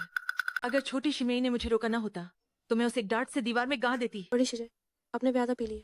नहीं पी है, नहीं। आज की घटना को देखते हुए वे छोटी शिमेई के साथ पूरी तरह से भीग गए हैं। ये संप्रदाय की लड़ाइयाँ हमेशा क्रूर होती हैं। जीतने के लिए वे कोई भी तरीका अपनाते हैं। आह, काश मुझे पहले पता होता तो मैं छोटी शिमेई को पहाड़ से नीचे न जाने देती। अरे सब इतने निराश क्यों हो रहे हो? छोटी शिमेई की चिकित्सा कला सबको पता है, वह निश्चित रूप से जीत सकती है उन सान चिंगमैन से। मैं छोटी शिमेई पर विश्वास करती हूँ, लेकिन अगर वे कोई बुरा काम करे तो क्या होगा? मुझे छोटी शिमेई की सुरक्षा की चिंता है। तो फिर हम सब चलते हैं एक साथ छोटी शिमेई को सुरक्षा प्रदान करने। देखते हैं कौन उसे परेशान करने की हिम्मत करता है। तुम सही कह रहे हो। जो कोई भी छोटी शिमेई को परेशान करने की हिम्मत करेगा, मैं उसे नहीं बख्शूंगी। अरे चुप रहने वाली, क्या तुम्हें छोटी शिमेई की जरा भी चिंता नहीं है? अरे मंदबुद्धि, क्या तुम्हें छोटी शिष्य के लिए बिल्कुल भी चिंता नहीं है? छोटी शिष्य की क्षमता को देखते हुए जीतना तो कोई समस्या नहीं है। तुम बस निश्चिंत होकर मुकाबला करो, बाकी सब मैं संभाल लूंगा। धन्यवाद वरिष्ठ भाई। ओहो भाई जी, मेरे भी आजकल कुछ प्रतिद्वंद्वी हैं, आप उन्हें भी मेरे लिए संभाल देंगे क्या? अपना काम खुद करो, मैं सिर्फ छोटी शिष्य की मदद करता हूँ। अरे छोटी शिष्य, देखो बड़े वरिष्ठ भाई तुम्हें कितना चाहते हैं, क्या तुम्हें कुछ कहना नहीं है? दरअसल मैं वरिष्ठ भाई का मतलब समझती हूँ। आखिरकार वो अपने प्यार का इजहार करने वाली है।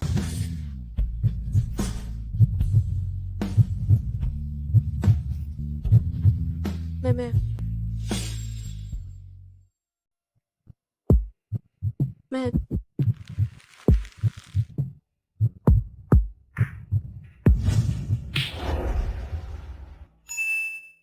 मैं बड़े भाई की उम्मीदों को जरूर पूरा करूंगा, जरूर जीतूंगा।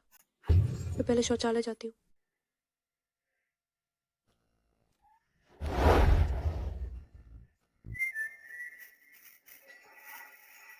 तुम पूरी तरह से दिलहीन नहीं हो।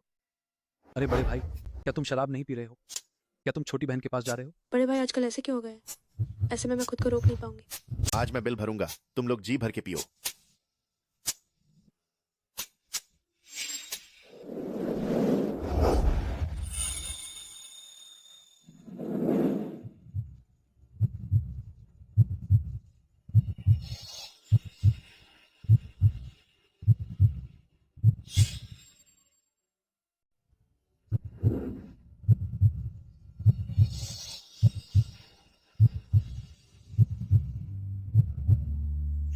अरे देखो देखो देखो, वो क्या कर रहे हैं?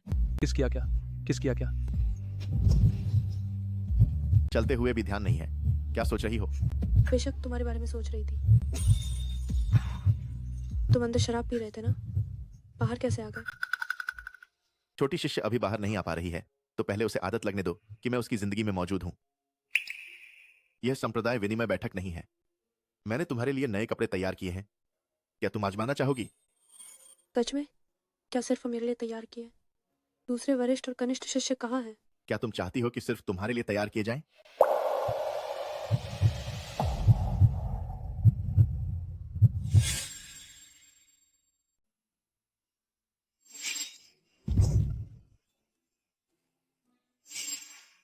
ऐसा भी नाहिन है, आखिर हम साथ जा रहे हैं। अच्छे कपड़े पहनने से रोब भी आता है ना। तुम सही कह रही हो। असल मेन हर किसी के लिए तैयार कर रखा है। आखिर पोशाक भी एक संप्रदाय की शक्ति का हिस्सा होती है ना। ये खास तुम्हारे लिए है। ये क्या है? अद्भुत चिकित्सा ग्रंथ। मेन गुरुजी से बहुत ढूंढने के लिए कहा था, लेकिन मिला है नाहन। अब बादे भाई के पास कैसे है? ये भी मेन किसी के जरिए खरीदा है तो छठा शायद तुम्हारे लिए मददगार होगा। जी हाँ, बहुत मददगार। धन्यवाद बते भाई। तो मैं अभी इस बात नहीं जाती हूँ।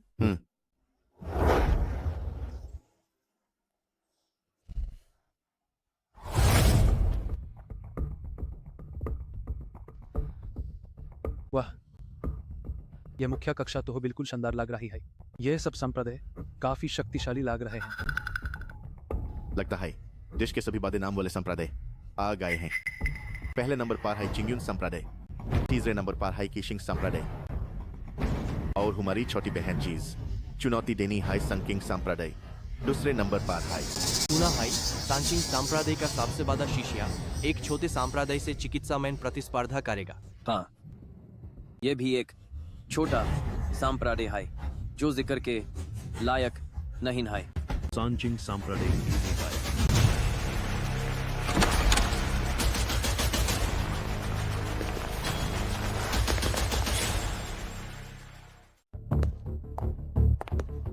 ओह, वो भाई आ गए। मुझे लगता है यह डोंग भतीजा ही होगा। मैंने सुना है कि तियानजी चिकित्सा और विष दोनों में माहिर है। युवा पीढ़ी में सबसे आगे है। निश्चित रूप से उनकी ख्याति निराधार नहीं है। उन्होंने हम जैसे सभी बूढ़े लोगों को पीछे छोड़ दिया है। तियानजी सचमुच बुद्धिमान है। मेरा भी यही इरादा है कि वही सैनिकिंग मैन को संभाले। गुरुजी, मैं आपकी उम्मीदों पर खरा उतरूंगा। पति, मुझे उम्मीद नहीं थी कि आप इतने महान हैं। अगर ये जियांग युएबाई आपसे तुलना करे तो वो तो अपनी औकात से बाहर की बात कर रही है। आप तो अब मुखिया बनने वाले हैं, फिर भी वो ऐसा कर रही है। आपकी बिल्कुल परवाह नहीं करती, जैसे कि उसने आपका चेहरा उठाया और जमीन पर लौटा। मैंने भी सुना है कि वे आम लोगों के बीच काफी मशहूर हैं, इसलिए मैंने मुकाबले के बारे में सोचा। जब मैं जियांग युएबाई को हरा दूंगा तो हमारे सैनकिंग मैन का नाम पूरे यूनशेंग शहर में गूंजेगा, वरना उस जैसी छोटी मोटी हस्ती मैं एक झटके में निपटा देता। वो शापित जियांग युएबाई, उसने मुझे आवारा कुत्ता बना दिया। आज यहाँ उसे अच्छे से सबक सिखाऊंगा। अब जब तियानजी है, मैं देखता हूँ तुम्हारा ये टूटा फूटा संप्रदाय उसे बचा पाता है या नहीं। मैंने सुना है तियानजी तियान शुआनमेन के लोगों से चिकित्सा में मुकाबला करेगा। इतनी हिम्मत किसकी है जो सैनिकिंग मैन के लोगों को चुनौती दे? वह जियांग युएबाई है। मुझे लगता है वह डर के मारे कांप गई और घर चली गई। अपने आप को क्या बताती थी, सफेद चेहरे वाली दिव्य चिकित्सक। मुझे लगता है वह चूहे जैसी डरपोक दिव्य चिकित्सक है। हा, देवता वैद्य। मैं खुद को देवता वैद्य कहने की हिम्मत भी नहीं करता। देवता वैद्य की बात करें तो वह केवल उस समय के जुआन झेन दाओ रेन थे। अफसोस है कि वह पहाड़ों में एकांतवास में चले गए हैं और अब उपचार नहीं करते। जियांग युबाई एक नासमझ लड़की है, देवता वैद्य कहलाने लायक नहीं। क्यों लायक नहीं? मेरी छोटी जूनियर की चिकित्सा उत्कृष्ट है, वही देवता वैद्य है। तो वो क्यों नहीं आती? हम कहीं ऐसा तो नहीं कि वो डरकर भाग गई हो? तू कमीना बकवास कर रहा है। खा मेरी मुक्का।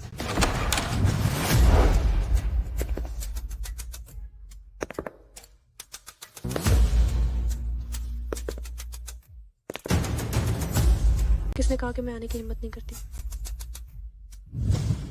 छोटी जूनियर, मैं क्यों आने की हिम्मत नहीं करूंगी? बस रास्ते में मैंने एक व्यक्ति को बचाया और इसीलिए देर हो गई। मुझे लगता है तुम घबरा गए हो और घर कपड़े बदलने चले गए हो, है ना? तो तुम अभी और हंस लो, मुकाबला खत्म होने दो। मैं देखता हूँ कौन अपनी पूंछ दबाकर भागता है। मेरी छोटी जूनियर से दया की भीख मांगता है। डोंग तियानजी, अपनी गरिमा मत खो। हम सैनकिंग मैन हमेशा अपनी ताकत पर बात करते हैं। हमें इन मामूली लोगों से बहस करने की जरूरत नहीं है। ठीक है, तुम्हारे ये कपड़े शायद बेहतरीन रेशम से बने हैं, है ना? क्या रेशम? क्या हमारे कपड़े एक जैसे नहीं हैं? ऐसी बकवास मत करो। तुम्हारे कपड़े तो बहुत रंगीन हैं, छिपी हुई सोने की कढ़ाई भी है और सुगंधित भी है। देखकर ही लगता है कि हमारे से बहुत महंगे हैं। रेशम 1 मीटर कपड़ा ही सैकड़ों हजार रुपए का है और इसने उसे कपड़े बनाने में इस्तेमाल किया है। क्या यह नहीं कहा गया था कि तियान शुआनमेन छोटा परिवार है? यह इतना अमीर कैसे है? जियांग युएबाई, तुम्हें दिखावा करना पसंद है तो मैं तुम्हें पूरा मौका देती हूँ। हाय, संप्रदाय का कोई नाम नहीं है तो सिर्फ कपड़ों से ही काम चलाना पड़ेगा। मुझे लगता है कि तुम्हारे ये कपड़े शायद तुम्हारी सारी बचत खर्च कर दी होगी, है ना? ऐसे कपड़े मेरी छोटी जूनियर के पास बहुत सारे हैं, एक पूरी झील भर सकती है।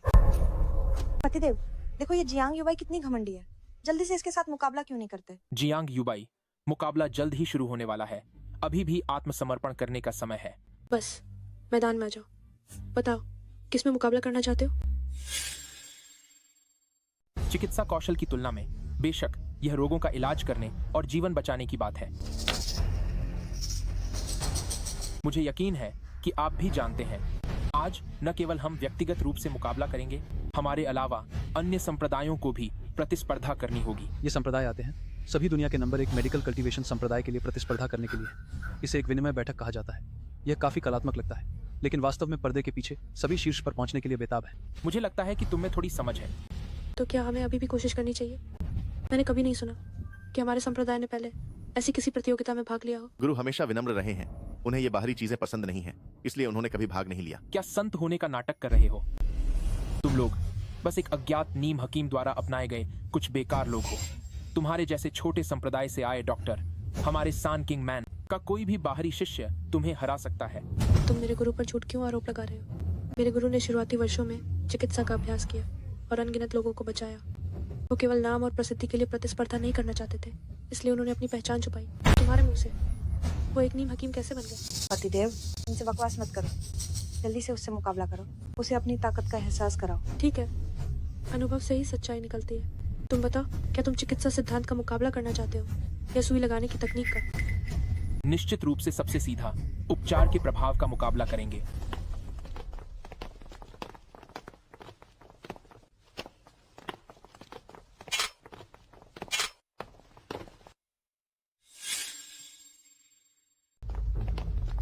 अरे, मुकाबला अभी शुरू भी नहीं हुआ। क्या तुम पहले से ही धोखाधड़ी करना चाहते हो? इन दोनों मरीजों के चेहरे तो पीले पड़ गए हैं। अगर अभी नहीं बचाया तो जान चली जाएगी। यही तो हमारी शर्त है। क्या? इन लोगों को मैंने बड़ी मुश्किल से ढूंढा है। ये वो मरीज हैं जिन्हें बड़े अस्पतालों के विशेषज्ञ भी ठीक नहीं कर पाए। हम इन्हें शर्त के लिए इस्तेमाल कर रहे हैं। जो मरीज को ठीक करेगा वही जीतेगा। क्यों जियांग युए बाई, तुम डर तो नहीं गई? मैं क्यों डरूंगी? बस मुझे लगता है कि एक चिकित्सक के तौर पर इंसानों की जान से खिलवाड़ नहीं करना चाहिए। तो क्या हुआ? उन्हें पहले से ही लाइलाज बीमारी है। संप्रदाय की प्रतियोगिता में भाग लेने का मौका मिलना, यह तो उनकी किस्मत अच्छी है, और उन्हें इलाज का मौका भी मिल रहा है, यह भी तो अच्छी बात है। जियांग युए बाई, ये तो कई बड़े गुरुओं की आपसी सलाह का नतीजा है। क्या तुम अब पूरे चिकित्सा समुदाय पर सवाल उठा रहे हो? मेरा ये मतलब नहीं है। मैं बस करो, बताओ मुकाबला करोगे या नहीं? तो आप करूंगी। जल्दी शुरू करो। अगर अभी नहीं किया तो सच में जान चली जाएगी। अगर आप नहीं शुरू किया तो सच में किसी की जान चली जाएगी।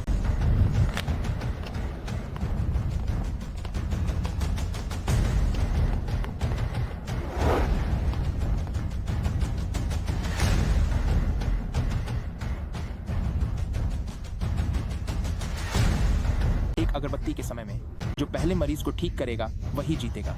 परिणाम का निर्धारण मौके पर मौजूद सभी गुरु करेंगे।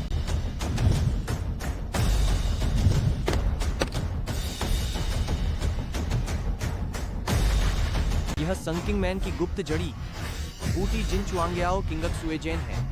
ये तो चिकित्सक शिष्यों के लिए दुर्लभ खजाने हैं। लगता है ये सच में बहुत छुपा रुस्तम है। उसने फिर से सोने की सुइयों का एक सेट इस्तेमाल किया। यह तो गुप्त दिव्य चिकित्सक ज्वानजेन दाओरेन द्वारा इस्तेमाल की गई जूलिंग जिंजन नहीं है क्या? यह जियांग युए बाई आखिर कौन है? तुम्हारे पास नव आत्मिक स्वर्ण सुई कैसे है? ये मेरे गुरु ने मुझे दी है। बेतु की बात है। स्वर्ण आत्मा ताओवादी, वह तुम्हारे गुरु कैसे हो सकते हैं? वह एक दिव्य चिकित्सक है। अफवाहों के अनुसार मृत को जीवित करने वाले, हड्डियों को फिर से जोड़ने वाले, कई सालों से सेवानिवृत्त हो चुके हैं। वह तुम्हारे छोटे संप्रदाय के गुरु कैसे हो सकते हैं? मेरे गुरु के बारे में ऐसी किंवदंतियां भी हैं। मैं पहले आया था, मैंने पहले कुछ सुना भी था, लेकिन गुरु ने इतने सालों से कभी कुछ नहीं कहा। शायद वह फिर से सामने नहीं आना चाहते। अगर यह युवा मित्र वास्तव में उस दिव्य चिकित्सक का वंशज है तो भतीजा डोंग हार जाएगा। पतिदेव, चिंता मत करो। जियांग युए बाई तो बस एक पहाड़ी गांव की अनाथ है। वो कैसे स्वर्ण आत्मा ताओवादी की वंशज हो सकती है? हाँ त्यान जी, तुम डरो मत। और वैसे भी उसे नहीं पता कहाँ से ये टूटी सुई मिल गई है। ये नवात्मिक स्वर्ण सुई कैसे हो सकती है? वो बस अपनी बढ़ाई कर रही है। क्या मैं यह स्वर्ण सुई देख सकता हूँ?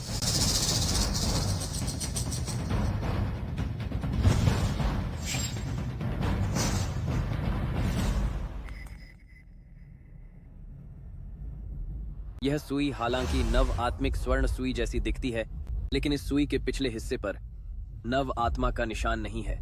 यह नकली है। मैंने कभी नहीं कहा कि यह नवात्मिक स्वर्ण सुई है। असली स्वर्ण सुई इन बेवकूफों ने पिघलाकर ताला बना दिया है। तुम्हें यहाँ घमंड करने का क्या हक है? जियांग युएबाई, ये मत सोचो कि मरा हुआ कुछ नहीं कह सकता और तुम हम पर यूं ही आरोप लगा सकती हो। भले ही तुम सुंदरमुखी दिव्य चिकित्सक हो, तुम इस तरह के खजाने के लायक नहीं हो। मुझे लगता है कि तुम हारने के डर से अपनी इज्जत खोने से डर रही हो और यहाँ समय बर्बाद कर रही हो। छोटी शिष्य बहन, इस मरीज की सांसें और भी कमजोर हो गई हैं।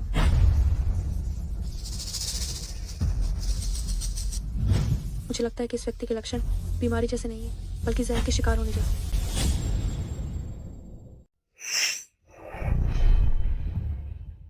छोटे मित्र, आपकी यह वैद्यकीय परीक्षण की शैली सचमुच एक दिव्य चिकित्सक जैसी लगती है। ये जियांग युबाई जैसी नीच महिला क्यों सेंजन डॉरन की कृपा पाएगी? मुझे लगता है कि तुम ही हो जो जानबूझकर उसकी नकल कर रहे हो, बस दूसरों के नाम का फायदा उठा रहे हो। अगर तुम्हारी जुबान में खुजली हो तो मुझे बताओ। हालांकि मेरी चिकित्सा कला छोटी बहन जितनी अच्छी नहीं है, लेकिन जुबान वाली औरतों का इलाज मुझे अच्छे से आता है। प्रिय, देखो, मैं हमेशा ऐसे ही उनसे परेशान होती रहती हूँ। मुझे लगता है कि इस व्यक्ति को कोई बीमारी नहीं है। हाँ हाँ हाँ हाँ, ये व्यक्ति इतना बीमार है कि एक भिखारी भी इसे देख सकता है, लेकिन तुम कहती हो कि उसे कोई बीमारी नहीं है। इससे पता चलता है कि तुम भी बस एक अनपढ़ देहाती महिला हो, तुम्हें बिल्कुल भी चिकित्सा कला नहीं आती। ये व्यक्ति जहर से पीड़ित है। ये व्यक्ति जहर से प्रभावित है। तुम बकवास कर रहे हो। उसे स्पष्ट रूप से एक दुर्लभ बीमारी हुई है। अभी अभी मैंने उसकी बीमारी को समझ लिया है। उसे ठीक करने के लिए मुझे अपने रक्त मोक्षण उपचार की आवश्यकता है।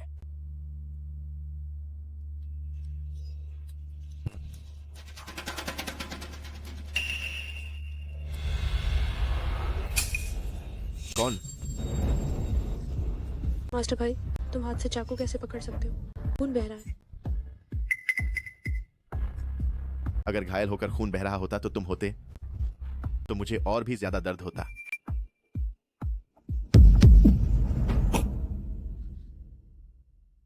खराब, कोई नाम से नहीं है।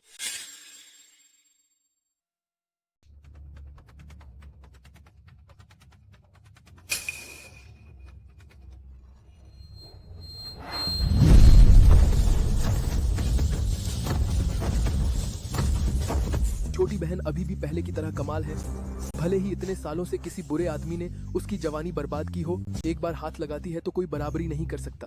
तुम चुप रहो, छोटी बहन के फैसले में दखल मत दो। छोटी बहन, क्या पता चला कि ये कौन सा जहर है? मुझे लगता है इस व्यक्ति की बीमारी के लक्षण जो मैंने पहले इलाज किए थे उनसे मिलते जुलते हैं। ये व्यक्ति ज्यादा तीव्र और बचाना ज्यादा मुश्किल है। मुझे नहीं पता इन दोनों के बीच क्या संबंध है। कोई बात नहीं, हम सब तुम्हारे साथ हैं। बस खुद पर भरोसा रखो।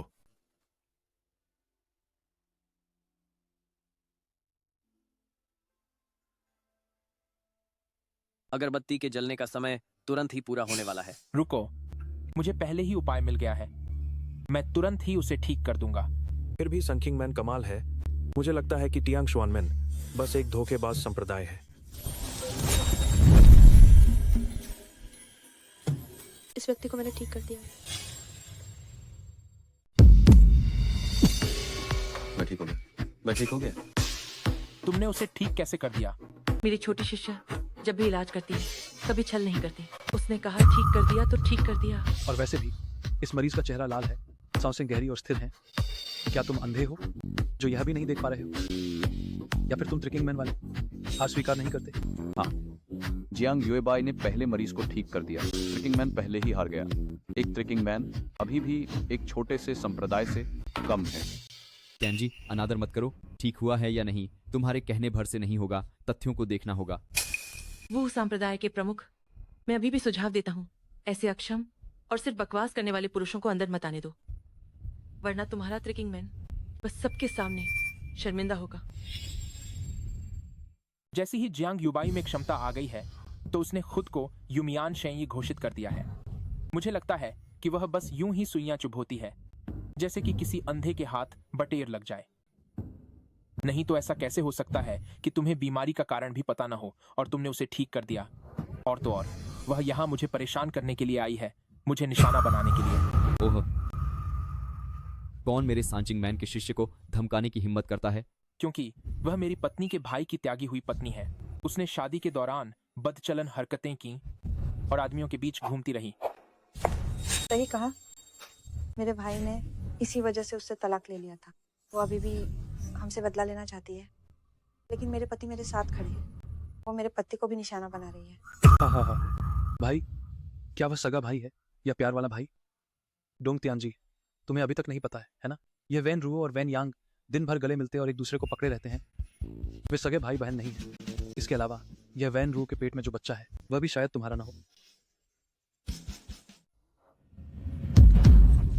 कमबख्त, मैंने कहा था ना कि तुम और तुम्हारा भाई कोई सामान्य रिश्ता नहीं रखते। बोलो, क्या तुमने मुझे धोखा दिया है? पतिदेव, उनकी बात पर विश्वास न करें। वो हम दोनों के बीच दरार डालना चाहते हैं। मुझे जल्दी छोड़ो, मेरी सांस घुट रही है।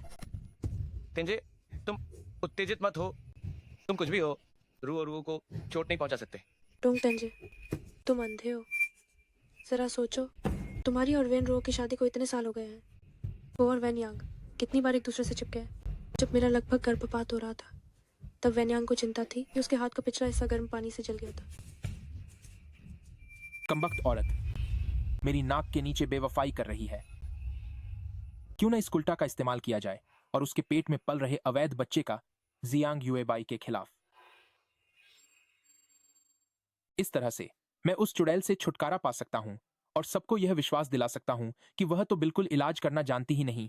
यह तो एक तीर से दो शिकार हैं। पतिदेव, क्या आप किसी बाहरी व्यक्ति पर विश्वास करते हैं, मुझ पर नहीं? माफ करना पत्नी, मैं बहुत जल्दबाज था। पतिदेव, मेरे पेट में बहुत दर्द हो रहा है। जियांग युएबाई, नाड़ी सही नहीं है। जियांग युएबाई, मैं स्त्री रोग के बारे में ज्यादा नहीं जानता। क्या तुम वैन रुओ की मदद कर सकती हो? अगर तुम बच्चे को बचा सको तो मैं हार मानने को तैयार हूं।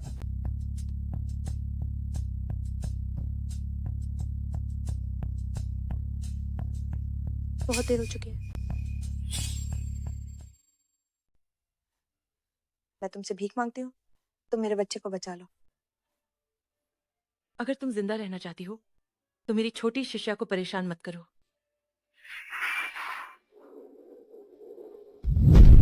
बच्चे को बचाया नहीं जा सका, पर मैं तुम्हारी जान बचा सकती हूँ।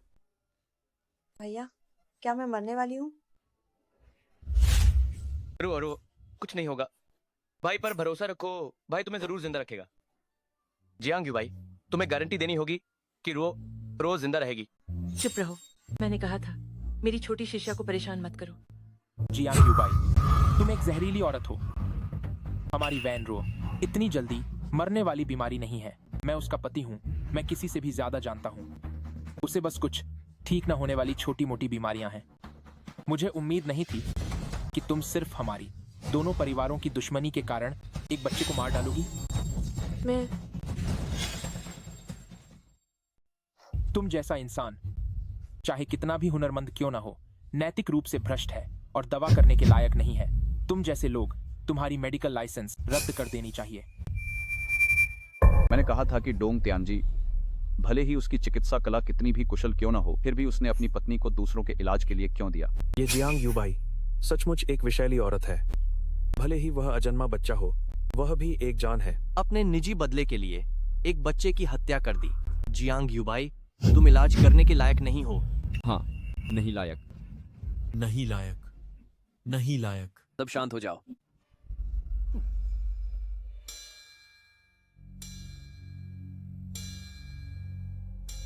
यह बच्चा सच में नहीं रहा। प्यारे भतीजे डोंग, दुहक के समय धैर्य रखो। इसमें जरूर कोई राज है। युबाई बिल्कुल भी बदला लेने वाली इंसान नहीं है। बच्चा जियांग युएबाई ने ही गिराया है। आप सभी ने भी देखा। ये बात ऐसे नहीं कह सकते। मेरी छोटी शिष्या ने कहा था, उस वक्त स्थिति बहुत गंभीर थी। बच्चे और माँ दोनों की हालत गंभीर थी। वैनरुओ को ठीक कर पाना, ये भी बहुत बड़ी बात है। जियांग युएबाई ने निजी दुश्मनी के लिए झूठ बोला है। ठीक है, अब और मत पूछो। हमारी निजी बातों की वजह से तुम्हारी प्रतियोगिता में रुकावट मत डालो। प्रतियोगिता भले ही जारी रहे, लेकिन तियान जुआनमेन जैसी चिकित्सा नैतिकता के साथ यह भाग लेने लायक नहीं है। क्या मैं एक बार फिर वैनरुओ को देख सकती हूँ? अरे नहीं, अगर तुमने फिर से वैन रुओ को कुछ किया तो क्या होगा? तुम खुद ही निकल जाओ, निकल जाओ।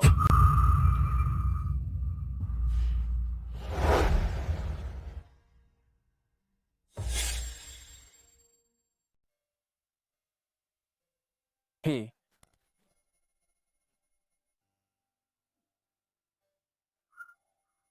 डोंग त्यानजे, तुम क्या करने वाले हो?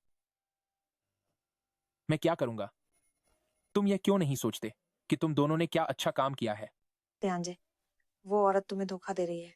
वो बहुत ही लोगों को बहकाने वाली है। मुझे तुम्हारे द्वारा 3 साल तक धोखा दिया गया है, यह सच है। मैं तो तुम दोनों व्यभिचारी जोड़े को 3 साल तक मजे करने दिया। डोंग त्यानजे, तुम उत्तेजित मत हो। तुम मरते हो, तुम औरतों को मारते हो। ये क्या बहादुरी है? तुम मुझे मारो। तुम इतनी जल्दी में क्यों हो? क्या तुम्हें लगता है कि तुम भाग पाओगे?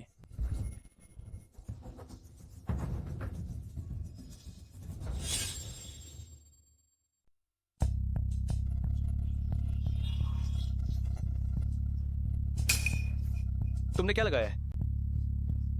संचिंघमेन का गुप्त विषैला अस्थि भंजक जल। त्वचा से चिपकने पर यह कभी ठीक नहीं होता। त्वचा गलने लगती है और कीड़े खाकर मर जाते हैं।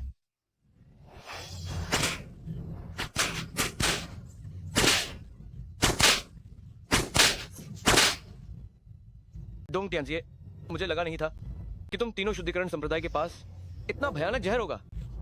जब मैं बाहर निकलूंगी, मैं तुम्हारी शिकायत करूंगी। तो तुम्हें क्या लगता है, क्या तुम्हें फिर से मौका मिलेगा? यह अंधेरा कमरा तुम और वेन रुओ का ही ठिकाना है। खूब मजा करो। मत जाओ।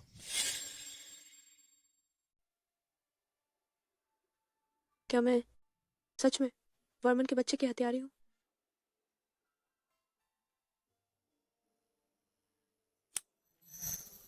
चाहे कुछ भी हो, तुम्हें पहले खाना तो खा लेना चाहिए। हाउ? हाँ, छोटी शिष्या बहन, यह तो वो ताजी मशरूम है जो मैंने आज सुबह खुद पहाड़ पर से तोड़ी थी। इन्हें घर की पाली हुई छोटी मुर्गी के साथ शोरबे में पकाया है। यह बहुत स्वादिष्ट है। आओ। मूर्ख, क्या तुम्हारी बारी है? यह भी नहीं देखते कि कौन मौजूद है।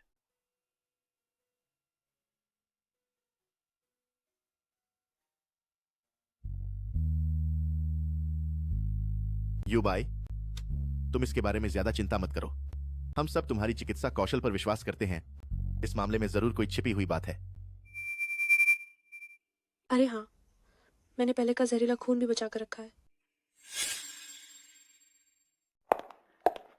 मंग साहब, आपने हमें 3 किंग संप्रदाय की हरकतों पर नजर रखने के लिए कहा था। अभी अभी खबर मिली है, 3 किंग संप्रदाय ने संप्रदाय प्रतियोगिता जीतकर पहला मेडिकल कल्टीवेशन संप्रदाय बन गया है। अब वे दुनिया को बताने के लिए एक भोज आयोजित करने की तैयारी कर रहे हैं। यह संभव है। ताकत के हिसाब से वो किसी भी तरह पहले नंबर पर रिक्यूयन संप्रदाय से आगे नहीं निकल सकता। क्या ऐसा है? 3 किंग संप्रदाय के भोज में आने के लिए आप सभी का धन्यवाद। हमारे 3 किंग संप्रदाय ने इस संप्रदाय प्रतियोगिता में पहला स्थान प्राप्त किया है। अब यह मेडिकल कल्टीवेशन समुदाय में नंबर 1 है।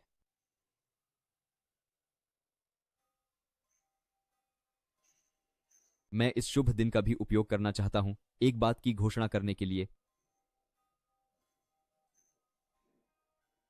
मैं घोषणा करता हूं कि 3 किंग संप्रदाय का अगला मुखिया डोंग 3 किंग संप्रदाय दुनिया का नंबर 1 मेडिकल कल्टीवेशन संप्रदाय बनने लायक नहीं है। यह कोई संप्रदाय की प्रतियोगिता में भाग नहीं ले रहा है। अपने गुरु के नैतिक पतन के कारण प्रतियोगिता स्थल से निष्कासित किया गया तियान शुआनमेन है ना, वे अभी भी यहाँ आने की हिम्मत कैसे कर रहे हैं? मुंह बंद। तुम्हारी जबान बात नहीं करती तो मैं तुम्हें चुप करा दूंगा। आप सभी न्याय कीजिए। क्या हम सच कहें तो हमें पीटा जाएगा? आप तो हमारे चिकित्सा जगत के लिए जहर हैं। हम यहाँ आप लोगों के साथ इस अर्थहीन बहस में उलझने नहीं आए। आप लोग संचिंगमैन दुनिया के नंबर 1 चिकित्सक संप्रदाय बनने के लायक बिल्कुल नहीं है। असली प्रतियोगिता जीतकर पाया गया पहला स्थान नहीं है। क्या तुम नैतिक रूप से भ्रष्ट, जिसे बाहर निकाल दिया गया, वह पहला स्थान है? बिल्कुल। हमारे बड़े भाई ने भी तुम्हें माफ कर दिया, उसका बच्चा मार डाला और तुम यहाँ अपनी मनमानी कर रहे हो। अरे इन तुच्छ लोगों से क्या बात करनी। तुच्छ लोग? तुम संचिंगमन वाले ही हो। तुमने ही इन्हें जहर दिया और फिर उसे बीमारी का रूप दिया। बाहर निकालने के बाद तुमने कह दिया कि तुमने इसे ठीक कर दिया है। इसी तरह तुम पहले नंबर पर आए। अरे बकवास मत करो। अगर हिम्मत है तो सबूत दिखाओ। अगर तुम्हारे पास सबूत नहीं है तो तुम मुझे बदनाम कर रहे हो। सबूत? ये मैंने पहले मरीज से लिया गया खून का नमूना है। मैंने इसे सौंप दिया था यूनचेंग फर्स्ट हॉस्पिटल शू के पास खून की जांच के लिए। रिपोर्ट बताती है कि खून में जहर मौजूद था। बाद में जब मैं इलाज कर रहा था वेनरू का, तो मैंने उसकी कलाई पर एक निशान देखा। तो तुमने ही जहर देकर मारा वेनरू के बच्चे को और उसकी जान को भी खतरे में डाल दिया था। यह डोंग तियांजी इतना दुष्ट है कि अपनी पत्नी और बच्चों को भी नुकसान पहुंचा सकता है। तुम यहाँ बकवास मत करो। हमारे बड़े भाई अपनी पत्नी को कैसे जहर दे सकते हैं? जरूर तुमने ही जहर दिया होगा। क्या मुझे तुम्हें याद दिलाने की जरूरत है? पहले दौर में ही डोंग तियांजी ने मुझे बाहर निकालने की साजिश रची थी। मुझे बाद के मरीजों को छूने का मौका ही नहीं मिला और मेरे बाद के हर मरीज में एक जैसे लक्षण थे। इसका मतलब है कि उन सबको जहर दिया गया था। तो भी यह नहीं कहा जा सकता कि मेरे बड़े भाई ने जहर दिया। हो सकता है तुमने पहले ही दे दिया हो। मैंने पहले एक ऐसे मरीज से संपर्क किया था जिसे इसी तरह का जहर दिया गया था। जहर देने वाला पकड़ लिया गया था। वो वेनरू थी और डोंग तियांजी ने ही उसे बचाया था। मैंने तो बस डोंग तियांजी को उस दिन वैन रुओ को जहर देते देखा था। मुझे लगा कि वह उसका इलाज कर रहा था। सोचा नहीं था कि वह इतना दुष्ट है। तो सांचिंग मैन को पहला स्थान पाने का कोई अधिकार नहीं है। हम जैसे प्रतिष्ठित लोगों को भी जहर देने की सच्चाई का पता नहीं चला। पहला स्थान तियानचुआन मैन को मिलना चाहिए। क्यों? उसके पास कोई सबूत नहीं है। क्या तुम उसकी एक तरफा बात पर विश्वास करोगे? उस जहर पर तुम्हारी निर्भरता को देखते हुए तुम इसे अपने साथ रखते होंगे अपनी तकनीक साबित करने के लिए।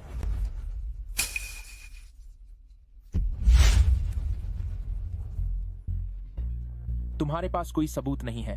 किस हक से मेरी तलाशी ले रहे हो? तुम्हारे असहमत होने पर भी हमने ढूंढ लिया। गवाह और सबूत दोनों मौजूद हैं। तुम्हारे पास और क्या सफाई है? यह जहर नहीं है। यह मेरी कायाकल्प के लिए है। शरीर को मजबूत करने की दवा है। कायाकल्प है ना? लो, तुम्हें इनाम दिया।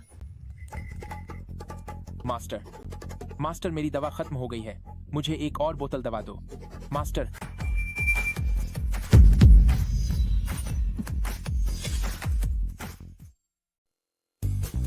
वही लक्षण है जो उन मरीजों में थे।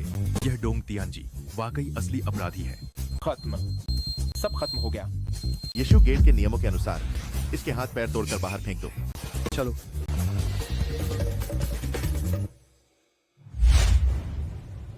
छोटे मित्र की चिकित्सा कला वाकई असाधारण है। यह दुनिया के महान चिकित्सक के योग्य है। तो यह महान चिकित्सक बैज आपको सौंपा जाता है। बड़े भाई, क्या आप भी देखना चाहेंगे? मैं पूछना चाहता था, डॉक्टर जियांग, क्या आप अपना स्तर गिराकर मेरी गर्लफ्रेंड बनना पसंद करेंगी? मैं तैयार हूँ।